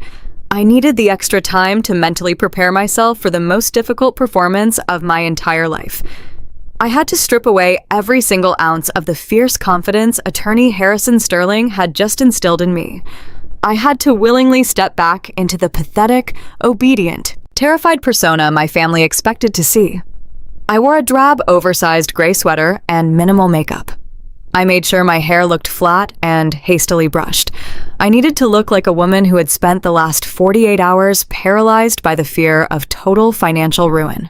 They walked into the restaurant exactly 20 minutes late. It was a classic, deliberate power play. My father led the way, practically strutting past the host stand in a brand new navy suit that I knew was paid for with my grandmother's stolen retirement funds. My mother followed right behind him, draped in a heavy silk wrap, scanning the dining room to make sure the right people saw her. Chloe and Bradley brought up the rear. Bradley looked incredibly smug, adjusting his expensive tie as the maitre d' pulled out his chair. None of them greeted me. None of them asked how I was doing. They simply sat down at the table, radiating an overwhelming aura of toxic superiority. Bradley did not even bother opening his leather-bound menu. He leaned forward, resting his elbows on the crisp white tablecloth, and stared directly at me. His eyes were cold and impatient. "I hope you are not wasting my evening," Claire Bradley said. His voice was a low, arrogant drawl. "I have actual business to attend to early tomorrow morning. Have you come to your senses, or are we going forward with the asset seizure on Monday?" I forced my hands to tremble. It was not entirely difficult. The sheer proximity to these people made my blood run cold. I looked down at my lap, deliberately avoiding eye contact with him. I took a short, jagged breath, letting my voice waver perfectly on the edge of a sob. "I do not want to lose my flower shop," I whispered. My voice sounded weak and utterly defeated. "It is everything I have. I cannot afford to start over from nothing. I do not have a wealthy husband to catch me if I fall." My sister Chloe let out a soft, mocking laugh. She took a sip from her water glass and looked at me with pure pity. "At least you finally realize your place." "Claire," Chloe said smoothly, "you should be thanking Bradley for even offering you a way out of your miserable situation." I ignored her entirely and kept my focus firmly on Bradley. I forced a single, desperate tear to slide down my cheek. "I will sign the collateral agreement," I said, my voice cracking perfectly. "I will let you use the shop for your bridge loan. I just want this nightmare to be over. I want to keep my business." A massive, triumphant smile spread across Bradley's face. He sat back in his chair, looking at my father with a deeply satisfied nod. My father mirrored the expression, looking at me like a disobedient dog that had finally been broken and brought to heel. My mother simply sighed, waving her hand dismissively to get the attention of a passing waiter to order a bottle of expensive champagne. They honestly believed they had completely conquered me. They thought my spirit was permanently crushed. Excellent, Bradley said smoothly. He reached down and hoisted his heavy leather briefcase onto his lap. He popped the latches. I will have the final asset transfer contracts drawn up by my legal team on Monday morning. You will come to my office at 9, sign the bottom line, and the bank will process the bridge loan using your shop as the primary holding. It is a very simple transaction. I wiped the tear from my cheek with the back of my hand. I took another shaky breath. There is just one small thing, I said, keeping my voice submissive and hesitant. My local accountant needs to review the cash flow records and the holding structure before I can legally sign the deed transfer. It is just a standard procedure for my business insurance. She needs to verify the temporary liability transfer so my shop does not get penalized during the coming tax season. Bradley stopped moving. His hands froze inside his briefcase. The smug smile vanished from his face, replaced by a sharp, sudden flash of suspicion. He narrowed his eyes, studying my tear-stained face closely. What local accountant? Bradley demanded. His tone was suddenly sharp and defensive. You run a tiny floral stand, Claire. You do not need a corporate audit to sign a temporary bridge loan. I shrank back in my chair, shrinking my posture to look absolutely terrified of his anger. I know, I stammered quickly, waving my hands in a placating gesture. I know it is just a small shop, but my accountant handles my liability insurance. She said she simply needs the proof of funds and the basic transfer schedules from your bank to process the collateral hold on her end. I am not asking for anything complicated, Bradley. I just need the basic paperwork so she can file the insurance waiver. If I do not give it to her, my shop's liability policy drops and I am ruined anyway. Please, I am agreeing to give you everything you asked for. Just give me the standard disclosure so I do not get audited. My father groaned loudly, rolling his eyes in profound annoyance. For goodness sake, Bradley, just give the girl the standard paperwork. My father waved his hand impatiently. She is finally doing exactly what we told her to do. Do not drag this out. Let her little strip mall accountant check the boxes so we can secure the cash and move forward. Bradley looked at my father, then back at me. I could literally see the massive gears turning in his arrogant mind.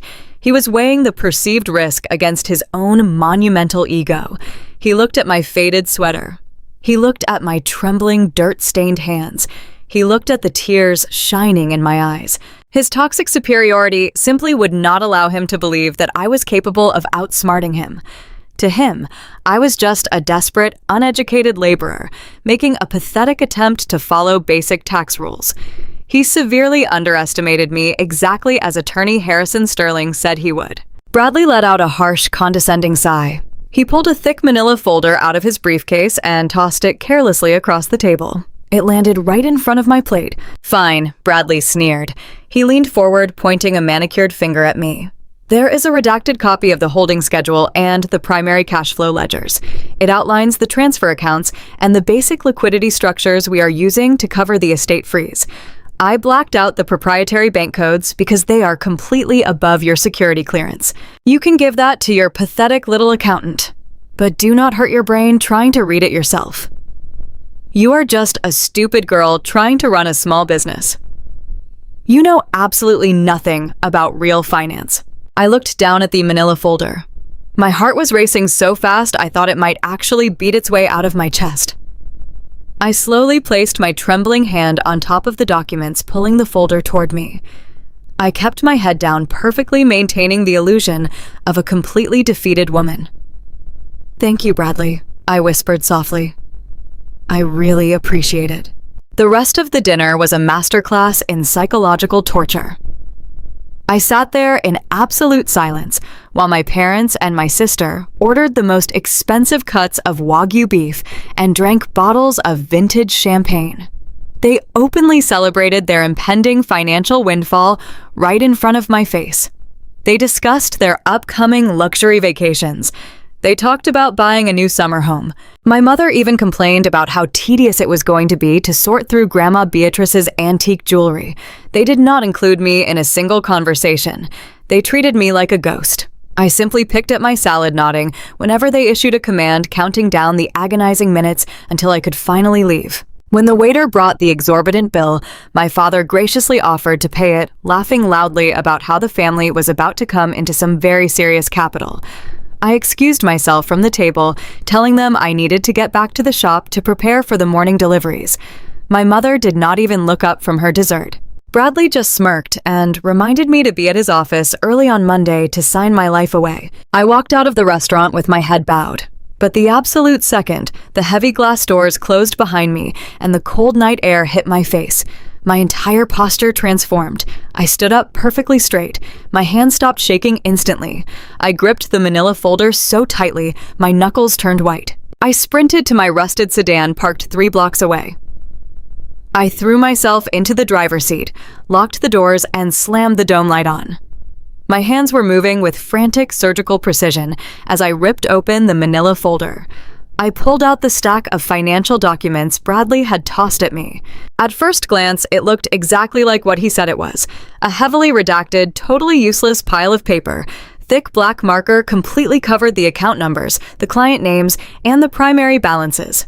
He had deliberately obscured the massive fraudulent wire transfers he had been executing from my grandmother's stolen retirement funds.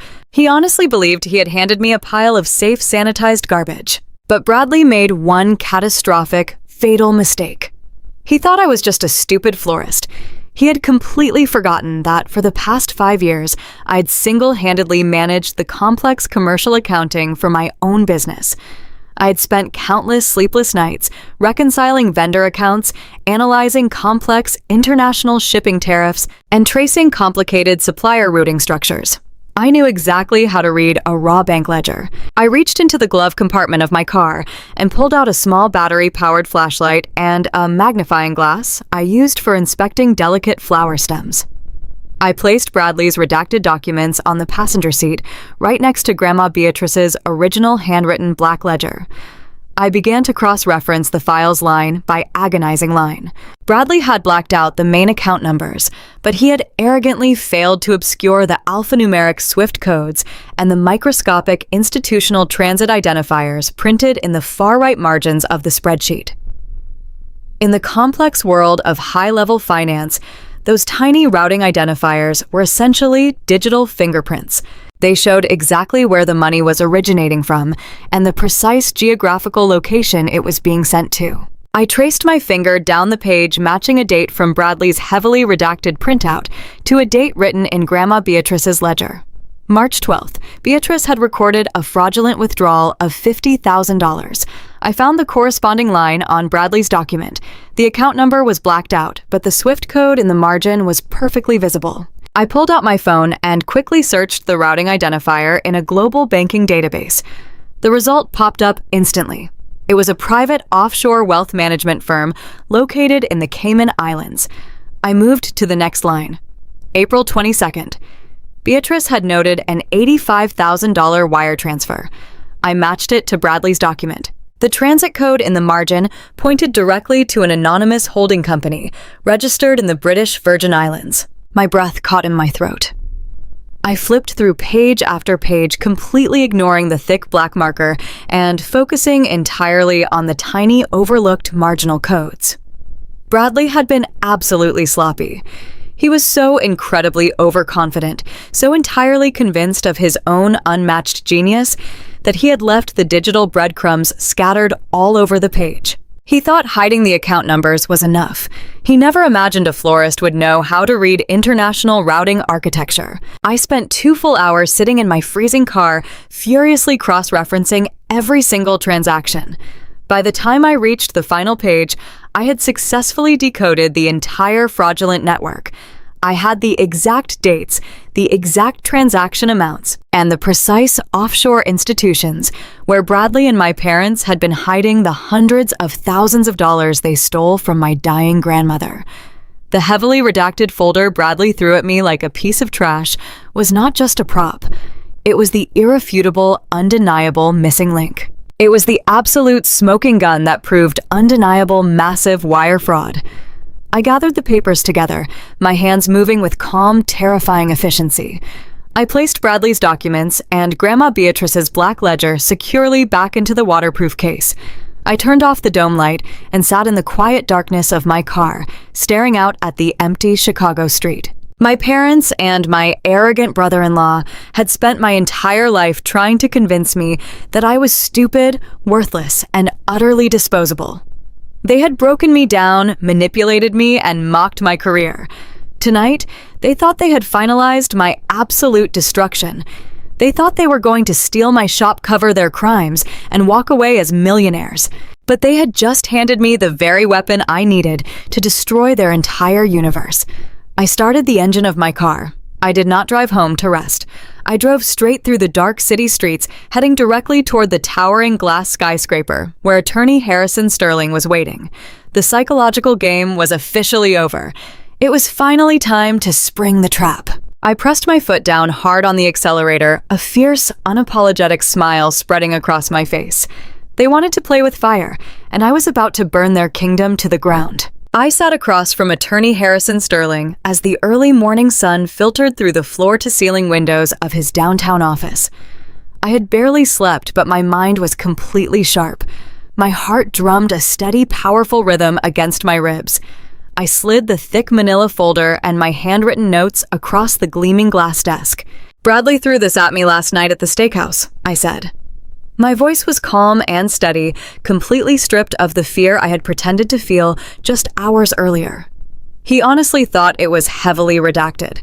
He thought I was just a stupid, uneducated florist who could not possibly read a complex commercial balance sheet, but he left the international routing codes completely visible in the margins.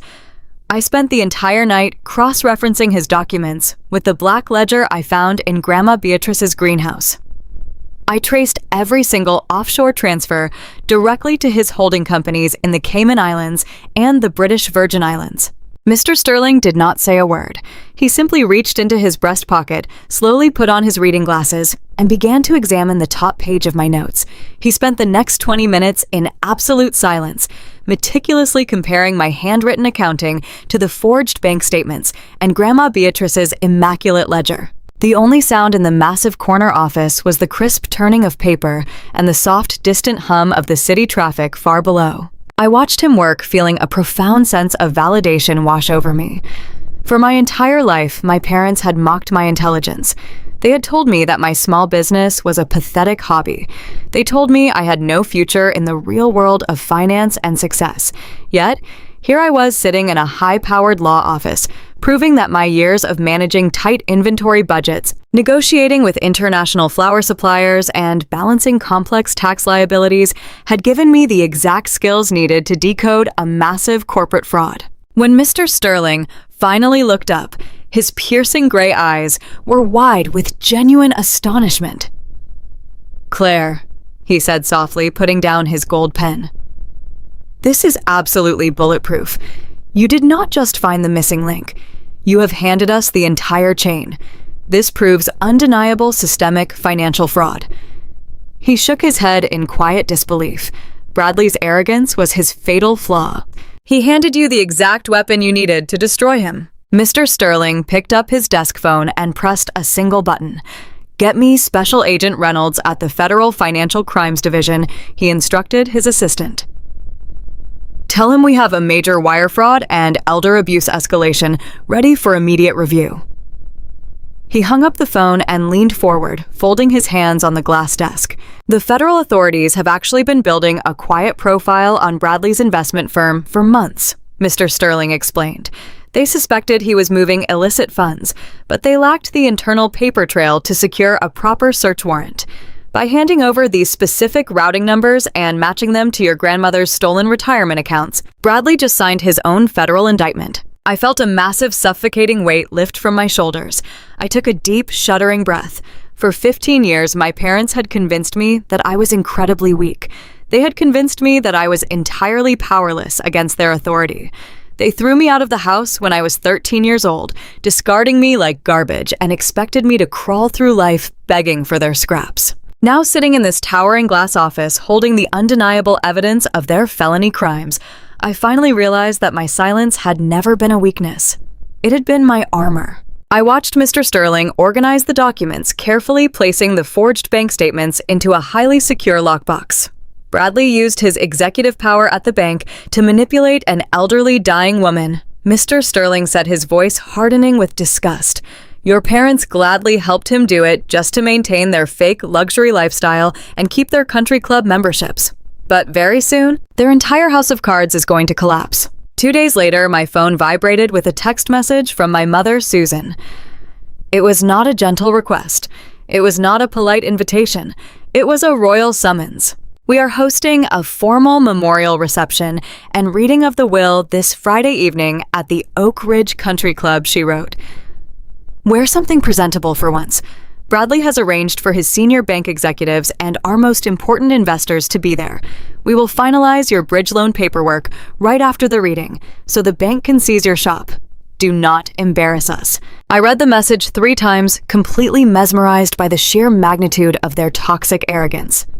A normal, loving family would read a last will and testament in the quiet privacy of a law office. A normal family would grieve their devastating loss away from the public eye. But my parents and Bradley could never pass up an opportunity to perform. They had rented the grand ballroom of their highly exclusive country club. They were turning Grandma Beatrice's final wishes into a grotesque, lavish spectacle just to show off their impending wealth to Chicago's highest society. They wanted their wealthy friends to watch them officially inherit millions. They wanted Bradley's banking partners to witness him expanding his financial empire. And most importantly, they wanted a massive captive audience to watch me, the disposable spare daughter, publicly sign away my small flower shop to them. They wanted to humiliate me one last time in front of the entire elite community. They had set a grand, glittering stage for their ultimate victory. They had absolutely no idea they had actually built the perfect gallows for their own total destruction. I thought about the sheer audacity of my mother's message. Wear something presentable for once. She wanted me to look like a desperate peasant begging for scraps from her majestic table. She wanted her friends to whisper about my cheap clothes and my messy hair while she paraded around the ballroom in her expensive silk dresses. For a brief moment, my hands shook with the familiar, stinging pain of her lifelong rejection. But then I remembered the $3.5 million will sitting safely in Mr. Sterling's vault. I remembered the offshore routing codes. I remembered that I was no longer a frightened, abandoned teenager. I typed a single, simple response to her message. I will be there. I immediately forwarded my mother's text message directly to Mr. Sterling. Less than 10 minutes later, my phone rang. They are genuinely hosting a public will reading at the country club, Mr. Sterling asked. His deep voice carried a tone of absolute bewildered disbelief. Yes, I replied calmly. They invited over 50 people, wealthy investors, senior bankers, the club president, everyone they desperately want to impress. They want to make a huge show out of taking my business and inheriting her fortune. A slow, dark chuckle echoed over the phone line. Claire, Mr. Sterling said, I have practiced corporate and estate law for 4 decades, and I have never seen criminals willingly invite a massive audience to their own execution. This changes our strategy perfectly. He went on to explain that Special Agent Reynolds and his team of federal forensic investigators had already verified the offshore accounts using my documentation. The official arrest warrants for Bradley were being drafted by a federal judge as we spoke. But instead of quietly serving the warrants at his corporate bank office on a Monday morning, the authorities agreed that confronting him at the country club event would be far more effective. It would completely prevent him from running to his office to destroy any secondary digital evidence. We are going to give them exactly the grand show they want, Mr. Sterling instructed me, his voice radiating absolute authority. I will attend the party as the official legal executor of the estate. I will bring the real will. The one that leaves all $3.5 million entirely to you. You will attend the party exactly as your mother commanded. You will keep your head down. You will act completely defeated. You will let them gloat. You will let them parade around the ballroom feeling like absolute kings. And when they finally gather everyone around to hear the reading of the will, I will step up to the microphone. I will read the Orchid clause out loud, and the federal agents will be waiting right outside the ballroom doors. The plan was flawless. It was terrifying, but it was absolutely flawless. I spent the rest of the week preparing my flower shop for the upcoming transition. I told my sweet assistant Maria that things were going to change very soon, but that our jobs and our shop were entirely safe. I paid the utility bills. I watered the fresh orchids. I found peace in the quiet, simple labor that my family despised so much. On Friday afternoon, I went home to my small, cramped apartment to get ready for the extravagant country club party. I did not buy a new dress. I did not try to look wealthy, glamorous, or sophisticated. I pulled the exact same faded black dress from my closet that I had worn to the funeral. I brushed my hair and put on a minimal amount of makeup. I wanted them to see the exact same vulnerable, broken girl they thought they had easily defeated. I wanted them to feel entirely secure in their dominance. I looked at myself in the bathroom mirror for a long time. The woman looking back at me was incredibly calm, undeniably strong, and completely unbothered by the impending judgment of high society. My parents had spent my entire life telling me that I was a worthless burden. They had spent my entire life trying to erase me from the family portrait. They had sold my future to buy my sister a perfect life. Tonight, I was going to erase their lies forever. Every mile I drove closer to the massive iron gates of the Oak Ridge Country Club felt like a physical shedding of my past. I thought about the little 13-year-old girl, sitting on the porch with her belongings in garbage bags. I thought about the countless nights I cried myself to sleep, wondering why my own mother could not find it in her heart to love me. I thought about the thousands of dollars I had freely handed over to my father, desperately hoping it would buy me a single ounce of his respect. They had weaponized my love. They had weaponized my loyalty. But Grandma Beatrice had seen through the thick fog of their manipulation. She had recognized the quiet strength in my hands when we repotted those delicate orchids. She knew that when the time came, I would not shatter. I would bloom.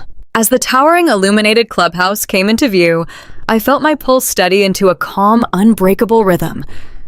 The parking lot was packed with gleaming Mercedes sleek BMWs and imported sports cars.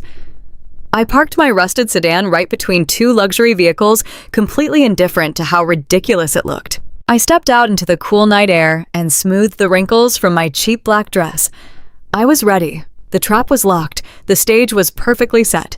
The federal agents were already in position, and the curtain was finally about to rise on the absolute worst night of their incredibly selfish lives. The Oak Ridge Country Club was an imposing, centuries-old fortress of gray stone and sprawling, perfectly manicured emerald lawns. It was a place designed exclusively to keep ordinary people out. As I pulled my rusted 10-year-old sedan up to the grand entrance, the uniformed valet attendant actually hesitated, looking at my car as if it were a diseased animal that had wandered onto the pristine cobblestone driveway. I handed him my keys without a single word of apology. I stepped out into the freezing October night, pulling my thin, worn coat tightly around my shoulders. I was wearing the exact same faded, unadorned black dress I had worn to my grandmother's funeral. I wore no jewelry. I wore no expensive perfume. I did not need to dress up in designer labels to mask my true intentions. I was walking into the absolute center of the lion's den, and I needed them to see the weak, defeated prey they were expecting. I pushed through the heavy brass-handled doors and stepped into the grand ballroom. The sheer scale of my parents' financial delusion hit me like a physical wall of heat. The room was a suffocating display of exorbitant, reckless wealth. Massive crystal chandeliers hung from the vaulted ceilings, casting a brilliant warm golden glow over the 50 VIP guests. The room was packed with the absolute highest tier of Chicago's elite. There were prominent real estate developers, senior investment bankers, local politicians, and the most influential members of the country club board.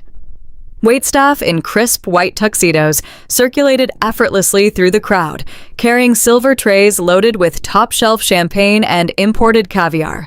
And right in the center of the room, holding court like a reigning king and queen, were my parents. My father, Richard, was wearing a custom-tailored midnight blue tuxedo that easily cost more than my flower shop generated in an entire quarter. He stood with his chest puffed out, a crystal glass of bourbon in his hand, laughing roaringly at a joke told by a bank executive. My mother, Susan, was draped in a breathtaking floor-length silk gown. But it was the jewelry that caught my eye. A Around her neck, dangling from her ears, and wrapped around her wrists were massive glittering diamond pieces. I knew with absolute certainty that she had purchased those diamonds on high-interest credit cards just days ago. She had bet her entire financial existence on the $3.5 million fortune she believed she was about to formally inherit tonight. A few feet away, Chloe and Bradley were working the room. Bradley was aggressively shaking hands with potential new investors, leveraging the massive estate he mistakenly thought he now controlled. The very second my mother spotted me standing quietly near the entrance, her elegant, practiced smile vanished completely. She instantly excused herself from a conversation with the club president and marched directly toward me. Her heels clicked sharply against the marble floor. She did not say hello. She did not offer a comforting hug. She grabbed my upper arm, her manicured nails digging painfully into my skin, and dragged me roughly into the dimly lit service hallway leading to the catering kitchen. "What on earth took you so long?" she hissed. Her voice was kept to a harsh, venomous whisper so her wealthy friends would not hear her true nature. "You are completely useless." The hired florist did an absolutely pathetic amateur job with the centerpieces. They look cheap and thrown together. Since you insist on playing with dirt for a living, make yourself useful for once in your life. Go into the prep room, grab the extra boxes of imported orchids we ordered, and fix every single table in that ballroom before the first course is served. She let go of my arm and looked me up and down with an expression of pure, unadulterated disgust. And do not think for one single second that you are sitting at the main table with us and the board members tonight. We absolutely cannot have you looking like a homeless beggar in front of Bradley's high-profile banking partners. You will sit at table 12 in the very back corner, right next to the swinging kitchen doors. Do your job, stay completely out of sight, and do not embarrass this family. I looked at the heavy diamond necklace resting against her collarbone. I looked into her eyes and saw the sheer blinding greed radiating from her soul. Just 1 week ago, her cruel words and her blatant rejection would have crushed my spirit completely. I would have cried. I would have begged for a seat at her table. But tonight, her vicious insults meant absolutely nothing to me. They were just empty words from a woman who was standing on a trapdoor. I lowered my eyes, making my posture look small and thoroughly defeated. "Of course, Mom," I said quietly, keeping my voice submissive and trembling. "I am sorry. I will fix the flowers right now." I walked into the chaotic stainless steel catering prep room and found the large temperature-controlled boxes of imported white Phalaenopsis orchids. For the next 45 minutes, while the high society guests drank expensive wine and laughed loudly in the grand ballroom, I walked silently from table to table like a hired servant. I carried a small pair of pruning shears and a bucket of fresh water. I carefully pulled out the cheap wilted filler flowers the previous florist had hastily shoved into the vases. With gentle, precise, and deliberate movements, I wove the delicate, translucent white orchids into the tall crystal centerpieces. I felt the soft, damp petals brushing against my calloused fingers. The familiar, honest labor grounded me. The scent of the orchids brought me a profound, unbreakable peace. Every time I stepped up to a new table, the wealthy guests would completely ignore my existence. They continued their arrogant conversations right over my head, discussing stock portfolios and luxury vacations as if I were nothing more than a piece of moving furniture. At one point, Chloe walked past me on her way to the bar. She purposefully bumped her shoulder hard against mine, smirking in deep satisfaction as a drop of cold water spilled from my bucket onto my cheap black dress. I did not react. I did not flinch. I just kept arranging the flowers. I trimmed every stem with absolute meticulous care. I smiled silently to myself in the shadows. I smiled because my mother honestly thought she was punishing me by forcing me to do manual labor. She thought making me touch the orchids was the ultimate humiliation. She was completely, blissfully unaware that a white orchid was the exact instrument of her impending legal and financial destruction. I arranged the beautiful blooms perfectly, knowing that in just a few short minutes, these exact flowers would serve as the ultimate poetic backdrop for my grandmother's final brilliant revenge. I finished my demeaning task just as the white-gloved waitstaff began serving the extravagant 5-course dinner. I quietly retreated to my assigned seat at table 12. It was a tiny cramped table tucked away in the dark shadows, right next to the loud swinging kitchen doors. I sat entirely alone. I did not touch the expensive food placed in front of me. I simply sat with my hands folded in my lap, sipping a glass of ice water, watching the majestic spectacle unfold from the darkness. My parents sat at the grand elevated head table in the very center of the room. They were bathed in a warm, bright spotlight. Bradley sat to my father's immediate right, leaning back in his velvet chair, looking like the prince heir to a massive, unstoppable financial kingdom. They drank, they laughed, and they celebrated their stolen victory with absolute remorseless joy. When the final gold-leafed dessert plates were cleared away by the staff, the low, ambient hum of the classical string quartet faded into silence. My father stood up from his tall velvet chair. He picked up a silver spoon and tapped it sharply against his crystal champagne flute. The clear ringing sound instantly sliced through the conversational buzz, silencing the entire grand ballroom. 50 pairs of expectant, wealthy, influential eyes turned to watch him. Richard smoothed the silk lapels of his midnight blue tuxedo. He puffed out his chest, projecting total, unshakable authority, and grabbed the microphone from the stand. He looked out over the massive crowd with a deeply practiced, incredibly convincing expression of somber dignity. "Thank you all for being here with us tonight," my father began. His deep voice boomed through the state-of-the-art sound system, filling every corner of the room. This has been an incredibly difficult, painful week for the Hodges family. Losing my dear mother Beatrice has left a profound, irreplaceable void in our hearts. I watched from the shadows as my mother raised her silk handkerchief to her face, dabbing at perfectly dry eyes. It was a flawless, disgusting masterclass in theatrical manipulation. But looking out at this magnificent room, my father continued his tone, masterfully shifting from stage sorrow to inspiring, uplifting warmth. I'm reminded of what truly matters in this unpredictable life: family. The enduring, unbreakable, deeply rooted bonds of family affection. My mother built an incredible legacy from absolutely nothing. She believed in honest hard work. She believed in unyielding loyalty. And above all else, she believed in providing a secure, prosperous, and heavily guarded financial future for the people she loved most in this world. He gestured grandly with his free hand toward Bradley and Chloe. She knew that the true, undeniable strength of a family lies in its leadership. It lies in the people who are willing to step up, make the hard, necessary decisions, and fiercely protect the family name and its assets at all costs.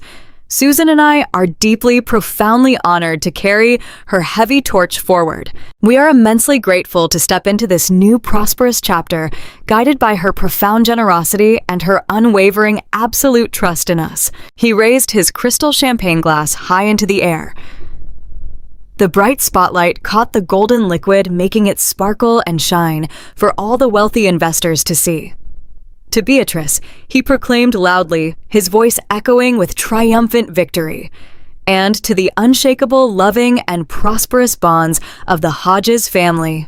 To Beatrice, the 50 VIP guests echoed in perfect unison. They raised their expensive glasses, completely captivated by his eloquent, sickeningly hypocritical performance. The grand ballroom erupted into polite, enthusiastic, sustained applause. Bradley leaned back heavily in his chair, taking a long, deeply satisfied sip of his drink, looking completely and utterly invincible. My parents stood side by side on their elevated platform, soaking in the absolute admiration and respect of their elite peers. They were at the very peak of their imaginary mountain. They were thoroughly enjoying the brightest, most intoxicating spotlight of their entire lives. They were so blinded by their own applause that they did not hear the heavy solid oak doors of the grand ballroom open at the back of the room. The cheering was too loud. The self-congratulatory joy was too overwhelming. But from my isolated seat in the dark corner near the kitchen, I had a perfect, unobstructed view of the main entrance. The massive mahogany doors swung wide open, pushed by a firm, unseen hand. The crisp, cool air from the marble lobby rushed violently into the stifling, perfume-heavy ballroom. Standing perfectly still in the exact center of the doorway was attorney Harrison Sterling. He wore a flawless, sharply tailored charcoal suit. His posture was completely rigid, commanding an immediate, undeniable, and heavy authority that instantly filled the room. In his right hand, he gripped a thick, dark leather briefcase. It was the exact briefcase that held the real $3.5 million will. It was the briefcase that held the offshore routing codes, the forged bank statements, and the absolute irrefutable proof of their felony financial crimes. Mr. Sterling did not wait for a polite invitation. He did not wait for the applause to die down. He took a slow, incredibly deliberate step into the grand ballroom. His expensive leather shoes clicked sharply against the polished hardwood floor. The heavy rhythmic sound cut through the fading applause like a sharp blade. One by one, the wealthy guests seated nearest the door stopped clapping. They lowered their champagne glasses and turned around in their chairs to see who had dared to interrupt Richard Hodges's glorious, triumphant toast. The uneasy silence rippled quickly through the room, spreading like a cold wave from the back tables all the way to the front, until the entire massive ballroom was plunged into a sudden suffocating and absolute quiet. My father slowly lowered his champagne glass. His confident, glowing smile faltered rapidly, replaced by a look of deep, unsettling confusion. My mother lowered her silk handkerchief, her eyes darting nervously over the heads of the crowd toward the main entrance. Bradley sat forward in his velvet chair, his arrogant, relaxed posture instantly stiffening into rigid, defensive tension. Every single eye in that massive, opulent room turned completely away from my parents. The elite crowd locked their gaze onto the tall, distinguished attorney, walking slowly and purposefully down the center aisle. The golden spotlight my parents had basked in just seconds ago suddenly felt incredibly cold. The trap was permanently locked, the stage was flawlessly set, and the absolute reckoning had officially arrived. Attorney Harrison Sterling stood at the head of the grand ballroom, his presence radiating an immovable and terrifying authority. The wealthy investors, the country club elite, and the arrogant bank executives had all fallen into a shocked and breathless hush. Nobody dared to speak. My father, Richard, was frozen in place, his face turning a sickly shade of gray as he stared at the heavy leather briefcase resting on the pristine white tablecloth. My mother, Susan, gripped the edge of her chair so tightly her knuckles looked like polished bone. Mr. Sterling did not rush. He knew the power of absolute silence. He slowly unbuckled the brass latches of his briefcase. The sharp metallic clicks echoed like gunshots across the vast, opulent room. He reached inside and withdrew a thick, cream-colored envelope.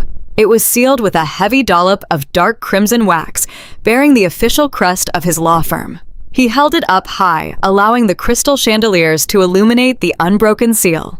"I demand absolute silence for the reading of this legally binding document," Mr. Sterling announced.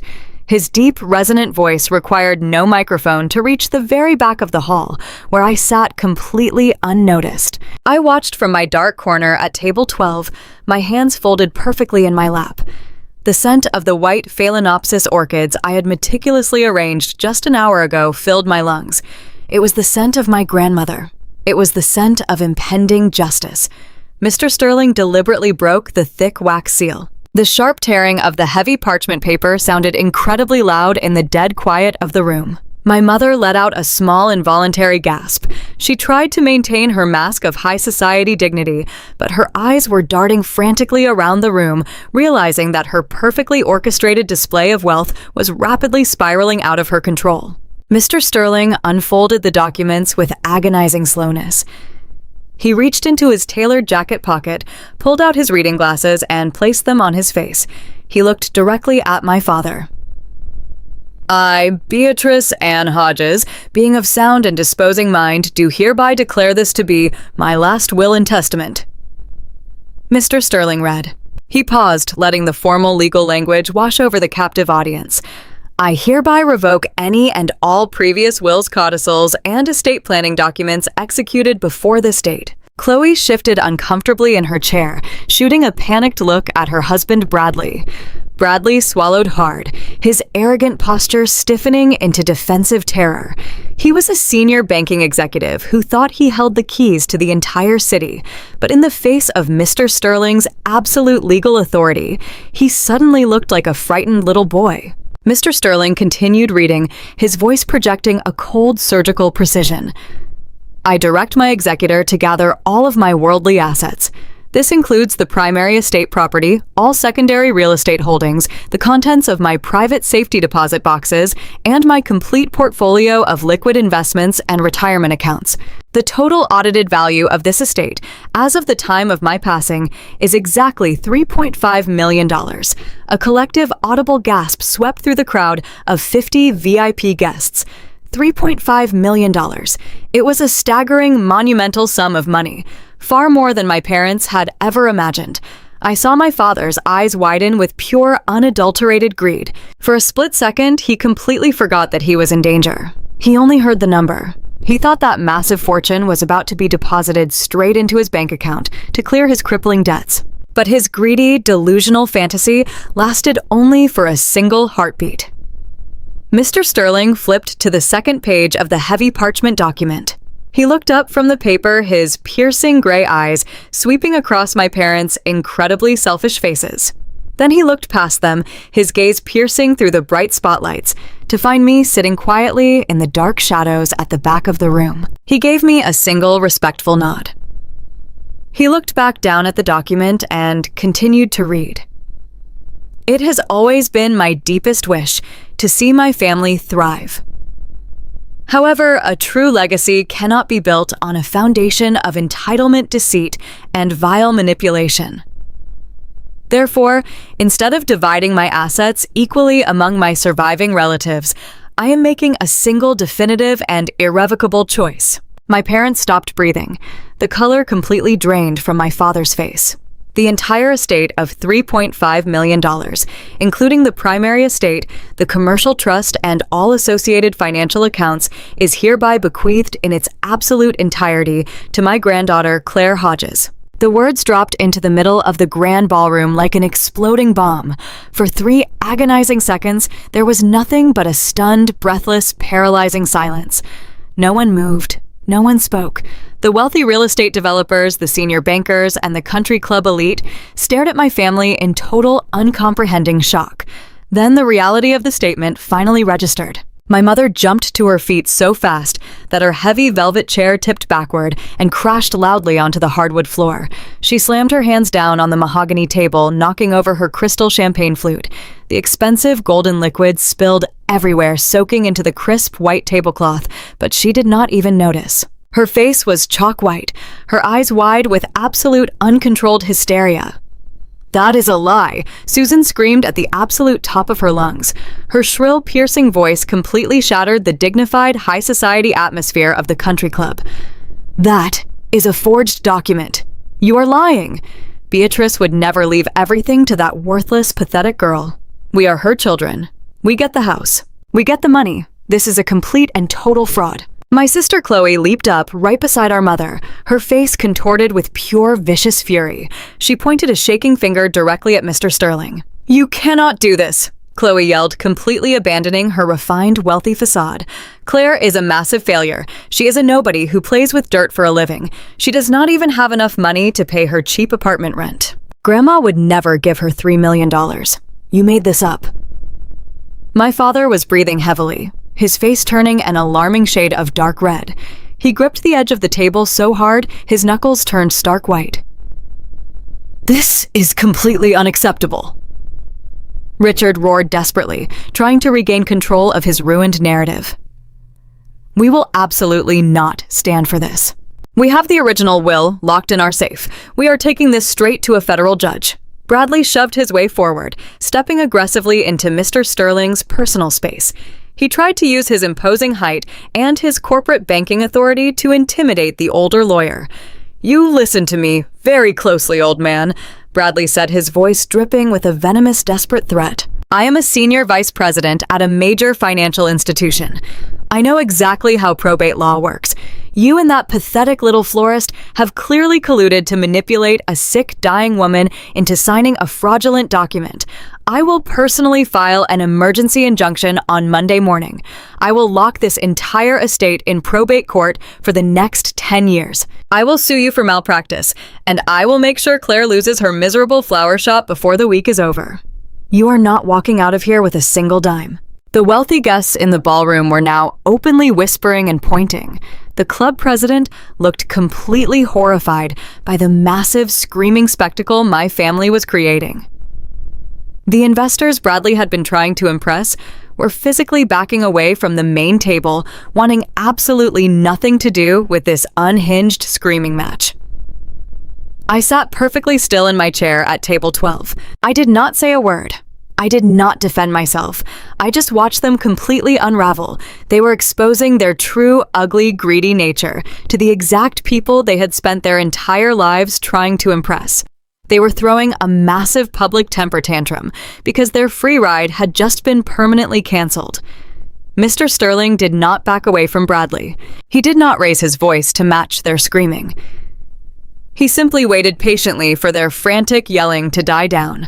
When they finally ran out of breath, standing there panting and furious in the middle of the spilled champagne, Mr. Sterling slowly raised his hand. "Are you quite finished?" Mr. Sterling asked calmly. "Because I have not yet read the final clause of the will." The room fell completely silent once again. The heavy, suffocating tension was thick enough to choke on. "Your grandmother was an incredibly intelligent woman," Mr. Sterling said, looking directly into my mother's terrified eyes. "She knew exactly how you would react to this news. She knew you would immediately threaten litigation. She knew you would try to use your banking connections to crush Claire and contest the estate. That is exactly why she personally drafted one final, highly specific stipulation. She called it the Orchid Clause." I felt a fierce, proud smile pull at the corners of my mouth. The white orchids I had arranged in the centerpieces seemed to glow under the light of the crystal chandeliers. Mr. Sterling turned to the final page of the heavy parchment document. He adjusted his glasses and prepared to deliver the absolute fatal blow. "I, Beatrice Hodges, am fully aware of the greed that has corrupted my family." The document stated the words cutting through the quiet room with devastating precision. "For the past 3 years, I have meticulously documented a systematic, highly illegal effort to drain my retirement accounts. I have watched my own blood relatives forge my signature, intercept my private mail, and quietly funnel my life savings into offshore holding companies." The color completely vanished from Bradley's face. His smug, arrogant sneer melted into a mask of absolute paralyzing horror. He took a slow, stumbling step backward, bumping into Chloe. Mr. Sterling's voice grew sharper, carrying the full, terrifying weight side of the law. "Therefore, I invoke the following condition. Any individual named Richard, Susan, Chloe, or Bradley who has illegally siphoned funds from my private accounts will be immediately and permanently stripped of all rights to contest this will or claim any portion of my estate." My father let out a strange choking sound. My mother grabbed the edge of the table to keep herself from collapsing onto the hardwood floor. They suddenly realized that Beatrice had known absolutely everything. Their entire secret world of wire fraud and theft had been completely exposed in front of 50 of the most powerful people in Chicago. But Mr. Sterling was not done. He raised his voice, ensuring that every single person in the grand ballroom heard the final devastating sentence. Furthermore, the document continued, "If any of the aforementioned individuals dare to file a lawsuit contest this inheritance or retaliate against my granddaughter Claire in any way, my attorney is fully authorized and legally mandated to immediately submit all physical ledgers, forged bank statements, and offshore routing codes directly to the Federal Bureau of Investigation." The entire audience held its breath. A deathly, absolute silence crashed down upon the grand ballroom. It was a silence so heavy, so completely crushing, that the air felt solid. The wealthy real estate developers, the senior bankers, and the country club elite stared at my family with wide, horrified eyes. The word fraud hung over the room like a flashing neon sign. The threat of the Federal Bureau of Investigation was not a bluff. It was a promise of total annihilation. Bradley looked like he was going to be physically sick. His hands began to shake uncontrollably. He knew exactly what was in those ledgers. He knew that the offshore routing codes he had used to hide the stolen money would mean decades in federal prison for wire fraud and elder financial abuse. He looked desperately at the grand mahogany doors of the ballroom, looking like a trapped animal desperately searching for an escape route.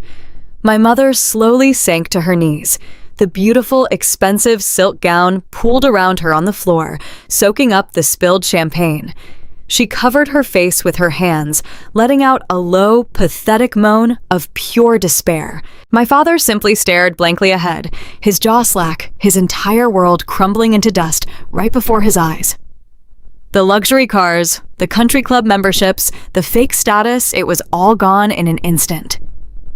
They had tried to destroy me over a petty, insignificant funeral bill. Now, they were facing total financial ruin and the terrifying reality of federal prison. I sat in my dark corner at table 12, looking through the beautiful white orchids I had arranged with my own hands. I did not shed a single tear. I did not feel a single ounce of pity. I simply watched the brutal, absolute destruction of their toxic kingdom, knowing that my grandmother's brilliant, beautiful revenge was completely and perfectly flawless. The people who had called me a burden, a failure, and a useless spare child were now completely paralyzed by their own greed. They had walked into this lavish country club expecting to be crowned as royalty. Instead, they had walked directly onto a public execution block of their own making. Mr. Sterling calmly folded the heavy parchment papers and placed them back into the thick cream-colored envelope. He did not say another word. He did not need to. The total silence in the room spoke volumes. The VIP guests. The people my parents had worshipped and desperately tried to impress began to quietly step away from the main table. Nobody wanted to be standing near a family facing an active federal investigation.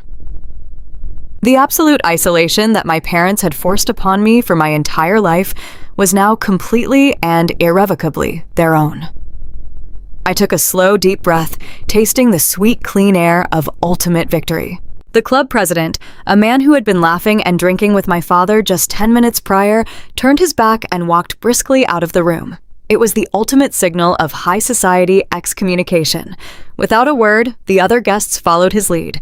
They gathered their expensive coats and designer purses, keeping their eyes averted from the pathetic scene unfolding at the head table. The grand ballroom, once a suffocating display of wealth and arrogance, was rapidly emptying. My parents were left standing completely alone amidst the ruined centerpieces and the spilled champagne.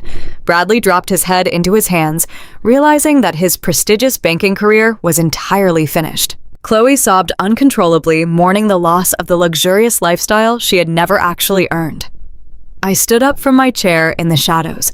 I walked slowly past the beautiful white orchids, leaving the darkness behind me forever. I walked out of the country club with my head held high, stepping into a brilliant, limitless future that truly belonged to me. The heavy mahogany doors of the Oak Ridge Country Club Grand Ballroom seemed to mock Bradley as he stood frozen behind the velvet-covered head table. The man who had strutted into this room just an hour ago like a conquering financial emperor was now visibly, physically shrinking. Thick beads of sweat formed on his forehead, catching the bright golden light of the massive crystal chandeliers hanging high above us. His custom-tailored Italian suit, bought with stolen money, suddenly looked like an uncomfortable prison uniform. For an arrogant man whose entire identity was built on the perception of absolute power and undeniable financial invincibility, being publicly stripped of his armor was a fate far worse than death. The 50 elite guests in the room, the prominent real estate developers, the senior investment bankers, and the powerful local politicians were staring at him with eyes full of absolute horror and swift, ruthless calculation. In the high society world of Chicago, nothing is more toxic to a reputation than the word fraud. I watched from my small, isolated seat at table 12 in the dark corner of the room, my hands resting calmly in my lap. I felt the smooth, cold condensation on my crystal water glass. I felt the steady, powerful, unbroken rhythm of my own heartbeat echoing in my chest. I was no longer the frightened, disposable spare daughter they could manipulate and discard. I was the architect of their total ruin, and I was watching my masterpiece unfold with perfect clarity. Bradley desperately tried to move. He took a slow, agonizing step backward, his expensive leather shoes scraping loudly against the polished hardwood floor. He was trying to be discreet, attempting to slip away from the glaring spotlight, but in a room completely devoid of human sound, every single movement was magnified 100 times. He leaned down and urgently grabbed my sister Chloe by the bare arm. His fingers dug deeply into the delicate silk of her expensive designer gown. "We need to leave right now," he hissed, his voice trembling with a frantic, unhinged desperation that echoed slightly in the quiet hall. "Get your coat, Chloe. We are leaving immediately." We are walking out the back door, through the catering kitchen, and we are getting in the car. Chloe looked at him with wide, completely terrified eyes. Her perfect, expensive makeup was already starting to run down her pale cheeks. She could not comprehend what was happening.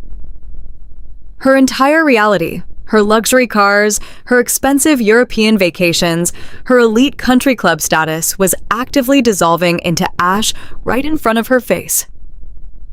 "But Bradley, did you really do it?" she whimpered, her voice cracking in a pathetic, high-pitched display of pure shock. "Did you actually steal the money from Grandma Beatrice? Did you forge those documents?" "Shut up and walk," Bradley snarled, completely abandoning any remaining shred of his refined, wealthy gentleman persona. He practically yanked her out of her heavy velvet chair. He looked exactly like a cornered rat trapped in a maze.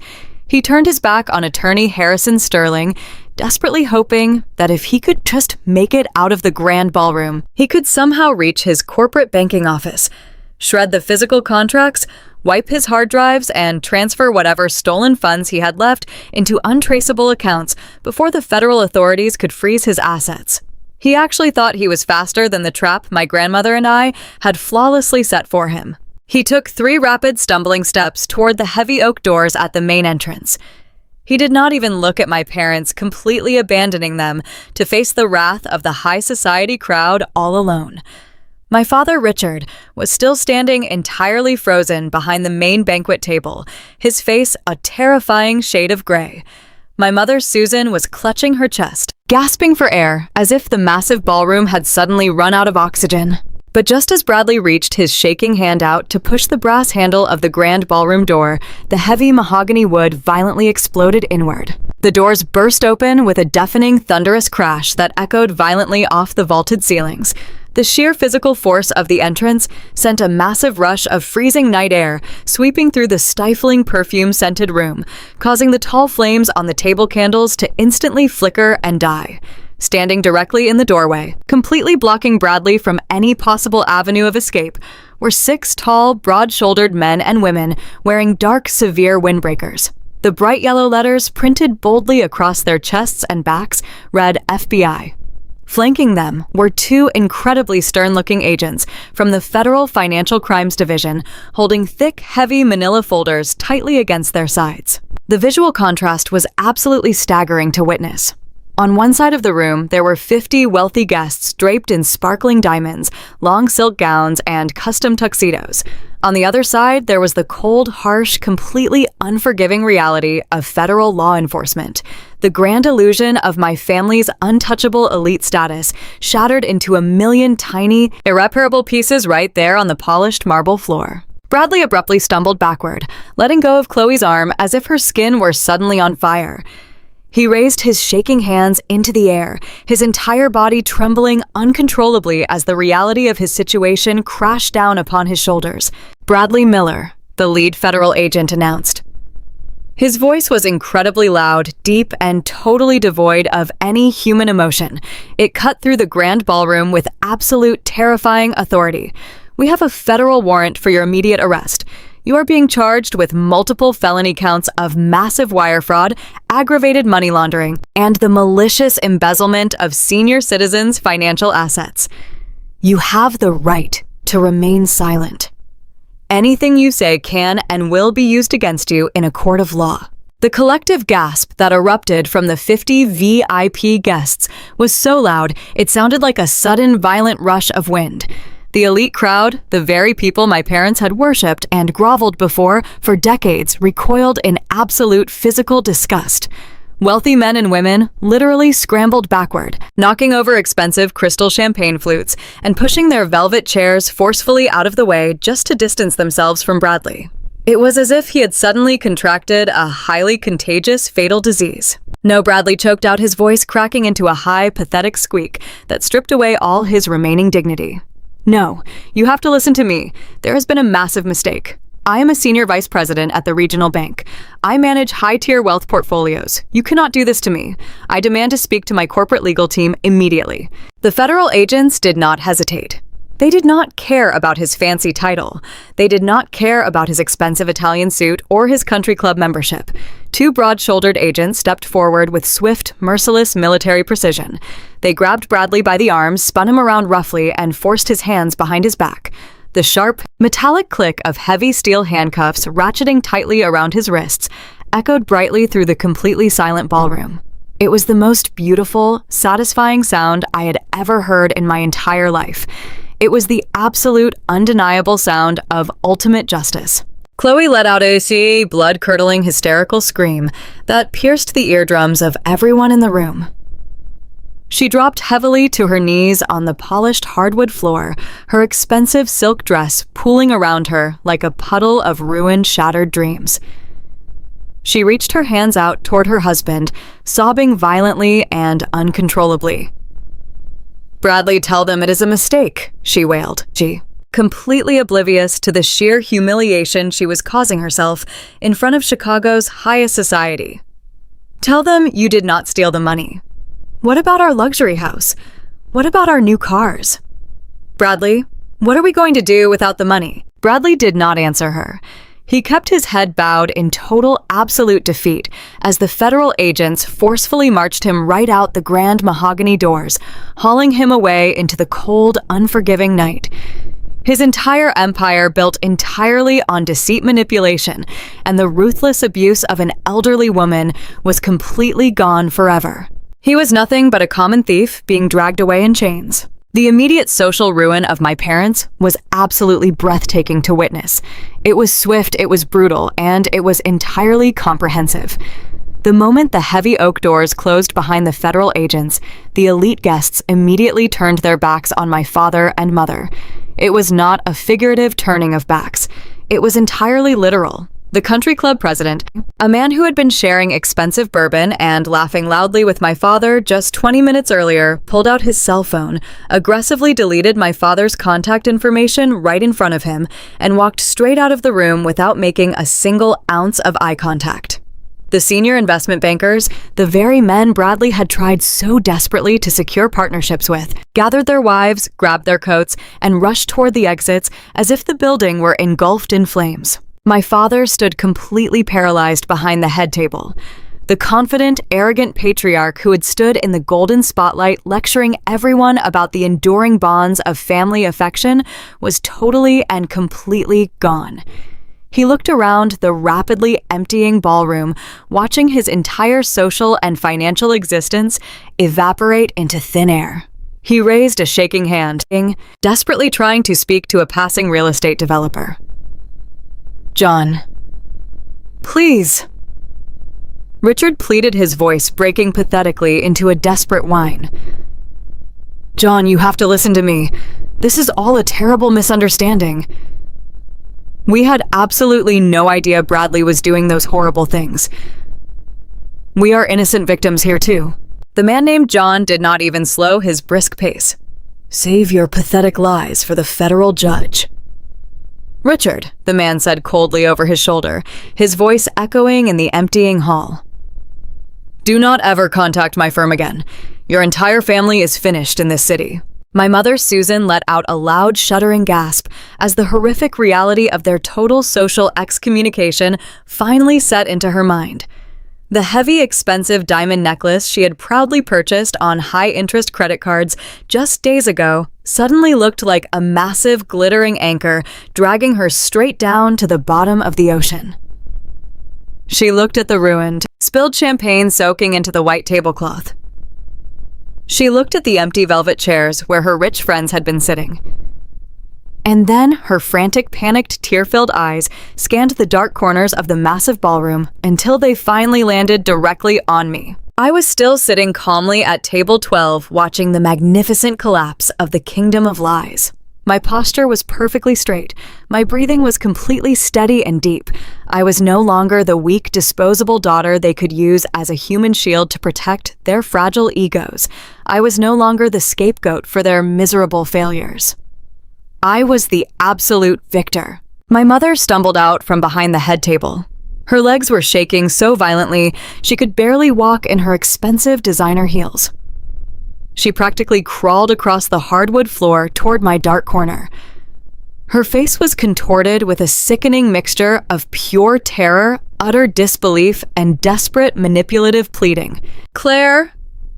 My mother sobbed loudly, reaching her trembling, manicured hands out toward me as she closed the distance. "Oh my God, Claire. Please, you have to help us. You have to tell Attorney Sterling to stop this madness right now. You have the $3.5 million now. You have all the power in the world. You can pay for the absolute best defense lawyers in the country. You can fix this horrible mess for your father and me. We are your loving family, Claire. We are your own flesh and blood. You cannot just sit there and watch them destroy our entire lives. The federal investigators are going to take the house. We will go to prison. Claire, please, I am begging you on my hands and knees. You have to save your mother." I looked down at the pathetic woman kneeling on the floor before me. I looked at the exact same hands that had violently slapped my face in my flower shop just a few short weeks ago. I looked at the mouth that had repeatedly called me a worthless failure, a pathetic disappointment, and a stupid girl playing with dirt for a living. I searched my heart, digging deeply for even a single, solitary ounce of pity, for a fleeting moment of daughterly guilt or obligation. I found absolutely nothing. The well of my affection was completely and permanently dry. They had deliberately burned every bridge, salted the earth behind them, and now they expected me to build them a beautiful castle out of the ashes. I slowly stood up from my chair. I did not raise my voice. I did not scream or show any visible anger. I was completely, terrifyingly calm. I reached over to the beautiful crystal centerpiece, resting on my table the very flowers I had meticulously arranged just an hour before while they mocked me.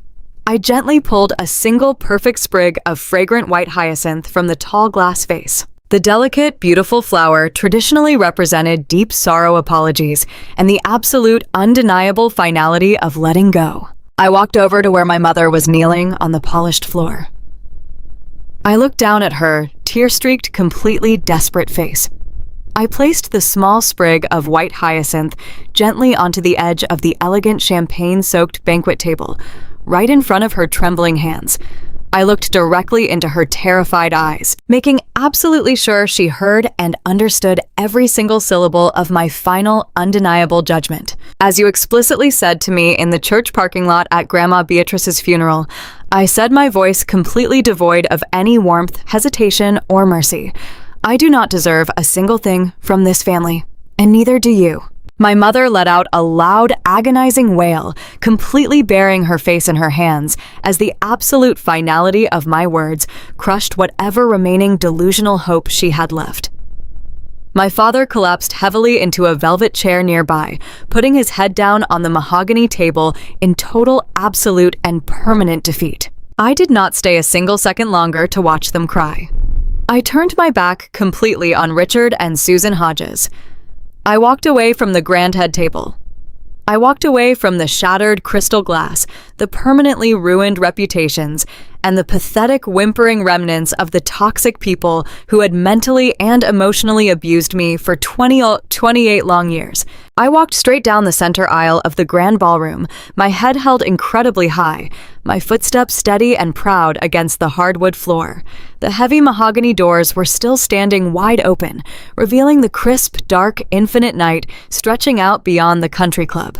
I stepped out of the suffocating building and breathed in the freezing October air. It tasted exactly like pure, unadulterated freedom.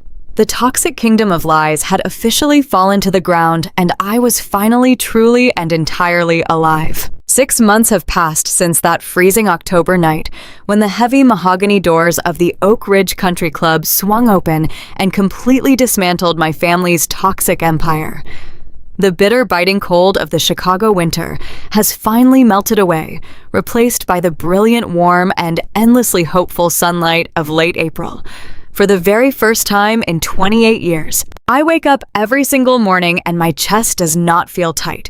The crushing, suffocating anxiety that used to follow me around like a dark shadow has completely vanished. The frantic need to please people who were entirely committed to misunderstanding me is gone. I am finally breathing clean air. The fallout from that night was absolutely catastrophic for them, and it played out exactly as attorney Harrison Sterling had predicted. Bradley did not get a chance to quietly sweep his crimes under the corporate rug. The federal investigators moved with terrifying speed. Because I had handed them the exact offshore routing codes and the unredacted financial ledgers, the authorities were able to immediately freeze every single one of Bradley's personal and professional bank accounts. His face was plastered all over the local evening news broadcasts. The arrogant, high-powered finance executive was suddenly wearing a bright orange jumpsuit, facing multiple federal charges for massive wire fraud, aggravated money laundering, and the malicious, targeted embezzlement of a vulnerable senior citizen. My sister Chloe was utterly destroyed. Her entire identity was wrapped up in luxury cars, expensive European vacations, and the hollow prestige of being a wealthy executive's wife. When the federal authorities seized their massive suburban mansion and towed away the brand new luxury vehicles from their driveway, she completely broke down. For the first time in her pampered, deeply sheltered life, she actually had to face the real world. I heard through mutual acquaintances that she was forced to move into a tiny, cramped apartment on the outskirts of the city and find a minimum wage job just to cover her basic living expenses. She cried to anyone who would listen, playing the victim as she always did. But nobody in their elite social circle cared. Because the social ruin was total and absolute, the high society elite of Chicago are incredibly protective of their pristine reputations, and nothing repels them faster than the putrid smell of a federal financial scandal. Within 72 hours of Bradley being dragged out of the ballroom in heavy steel handcuffs, the board of directors at the Oak Ridge Country Club held a quiet, emergency meeting. My parents received a formal, coldly worded letter delivered by courier to their front door. Their prestigious, highly coveted membership was permanently and irrevocably revoked. That single piece of paper broke my mother far more than anything else possibly could have. Susan had spent her entire adult life clawing her way up the local social ladder, sacrificing her own daughter to maintain the desperate illusion of extreme wealth. Her country club status was the only currency that actually mattered to her. Without it, she was nobody.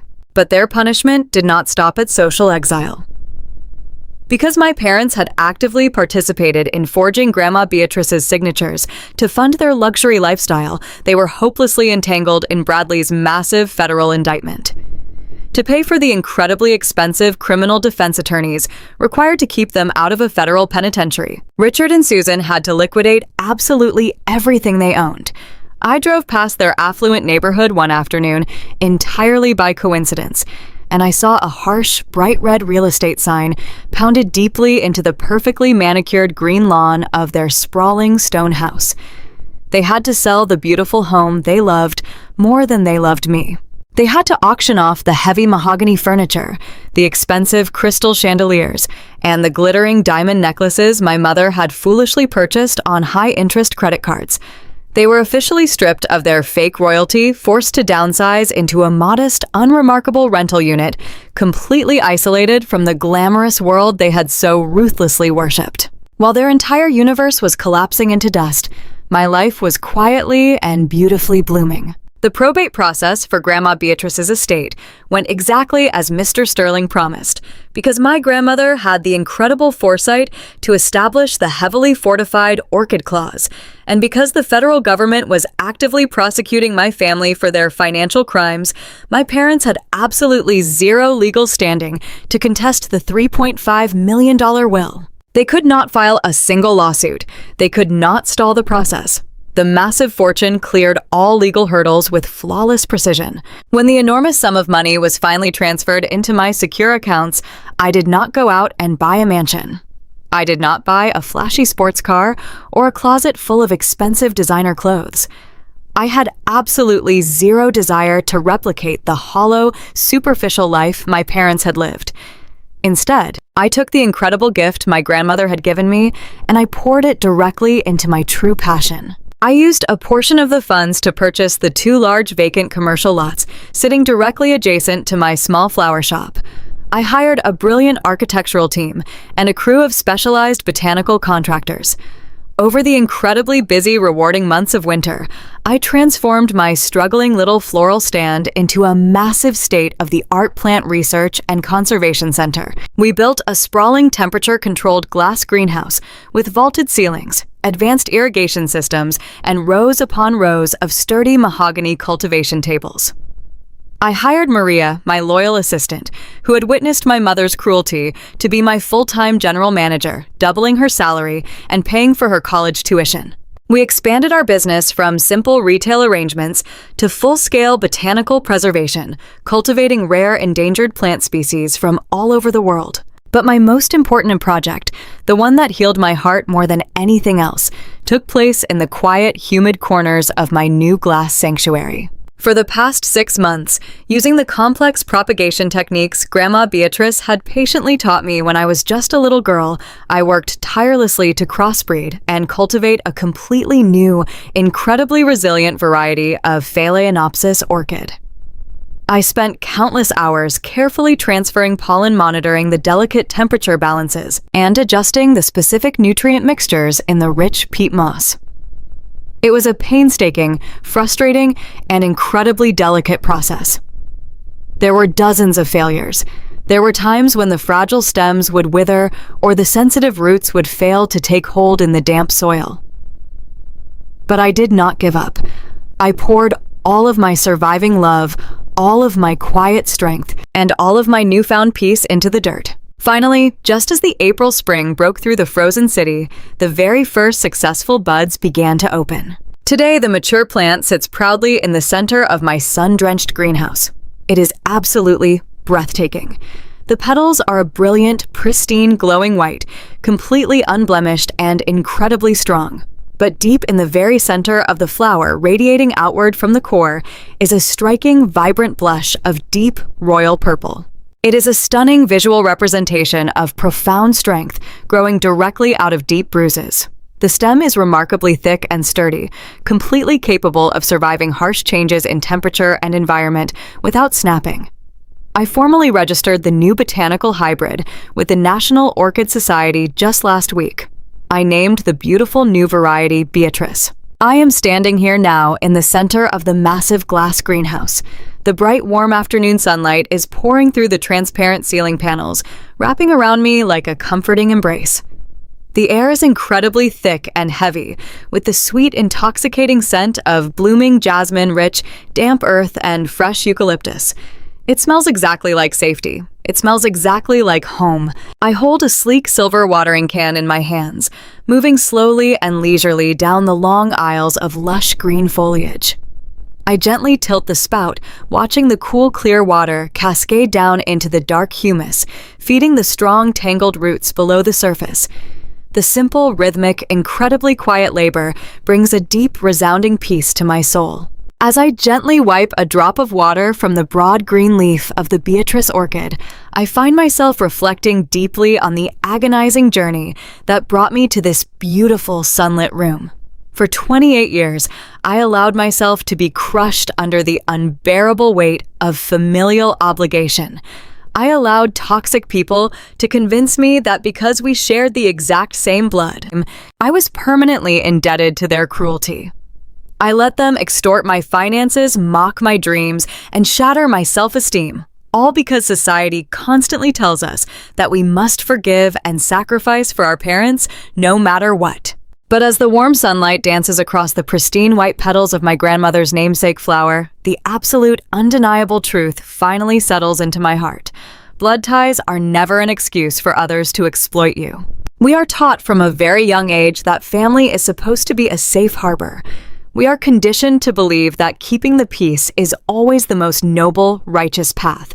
But when the peace requires you to completely erase your own identity, when the peace requires you to silently endure abuse, manipulation, and financial theft, it is not actually peace. It is simply your total submission. My parents did not want a daughter. They wanted a convenient, disposable scapegoat. They wanted a compliant servant they could drain dry whenever they needed a comfortable stepping stone. I had to learn the hardest, most painful lesson a child can ever learn. You cannot heal people who are completely committed to their own toxicity. You cannot love someone into respecting you if they inherently view your existence as a burden. Setting incredibly firm, unyielding boundaries is not an act of revenge. It is not an act of malice or spite.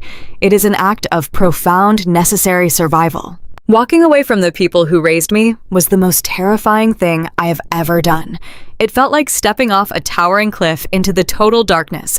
But the moment I stopped carrying their massive, suffocating weight, the moment I refused to let their endless greed define my worth, I finally learned how to fly.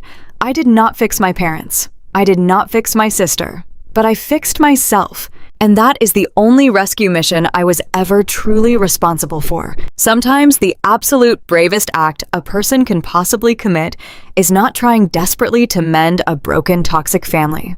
Sometimes the bravest act is walking away from the barren, salted earth of your past and planting your very own beautiful garden. I set the silver watering can down on the mahogany table.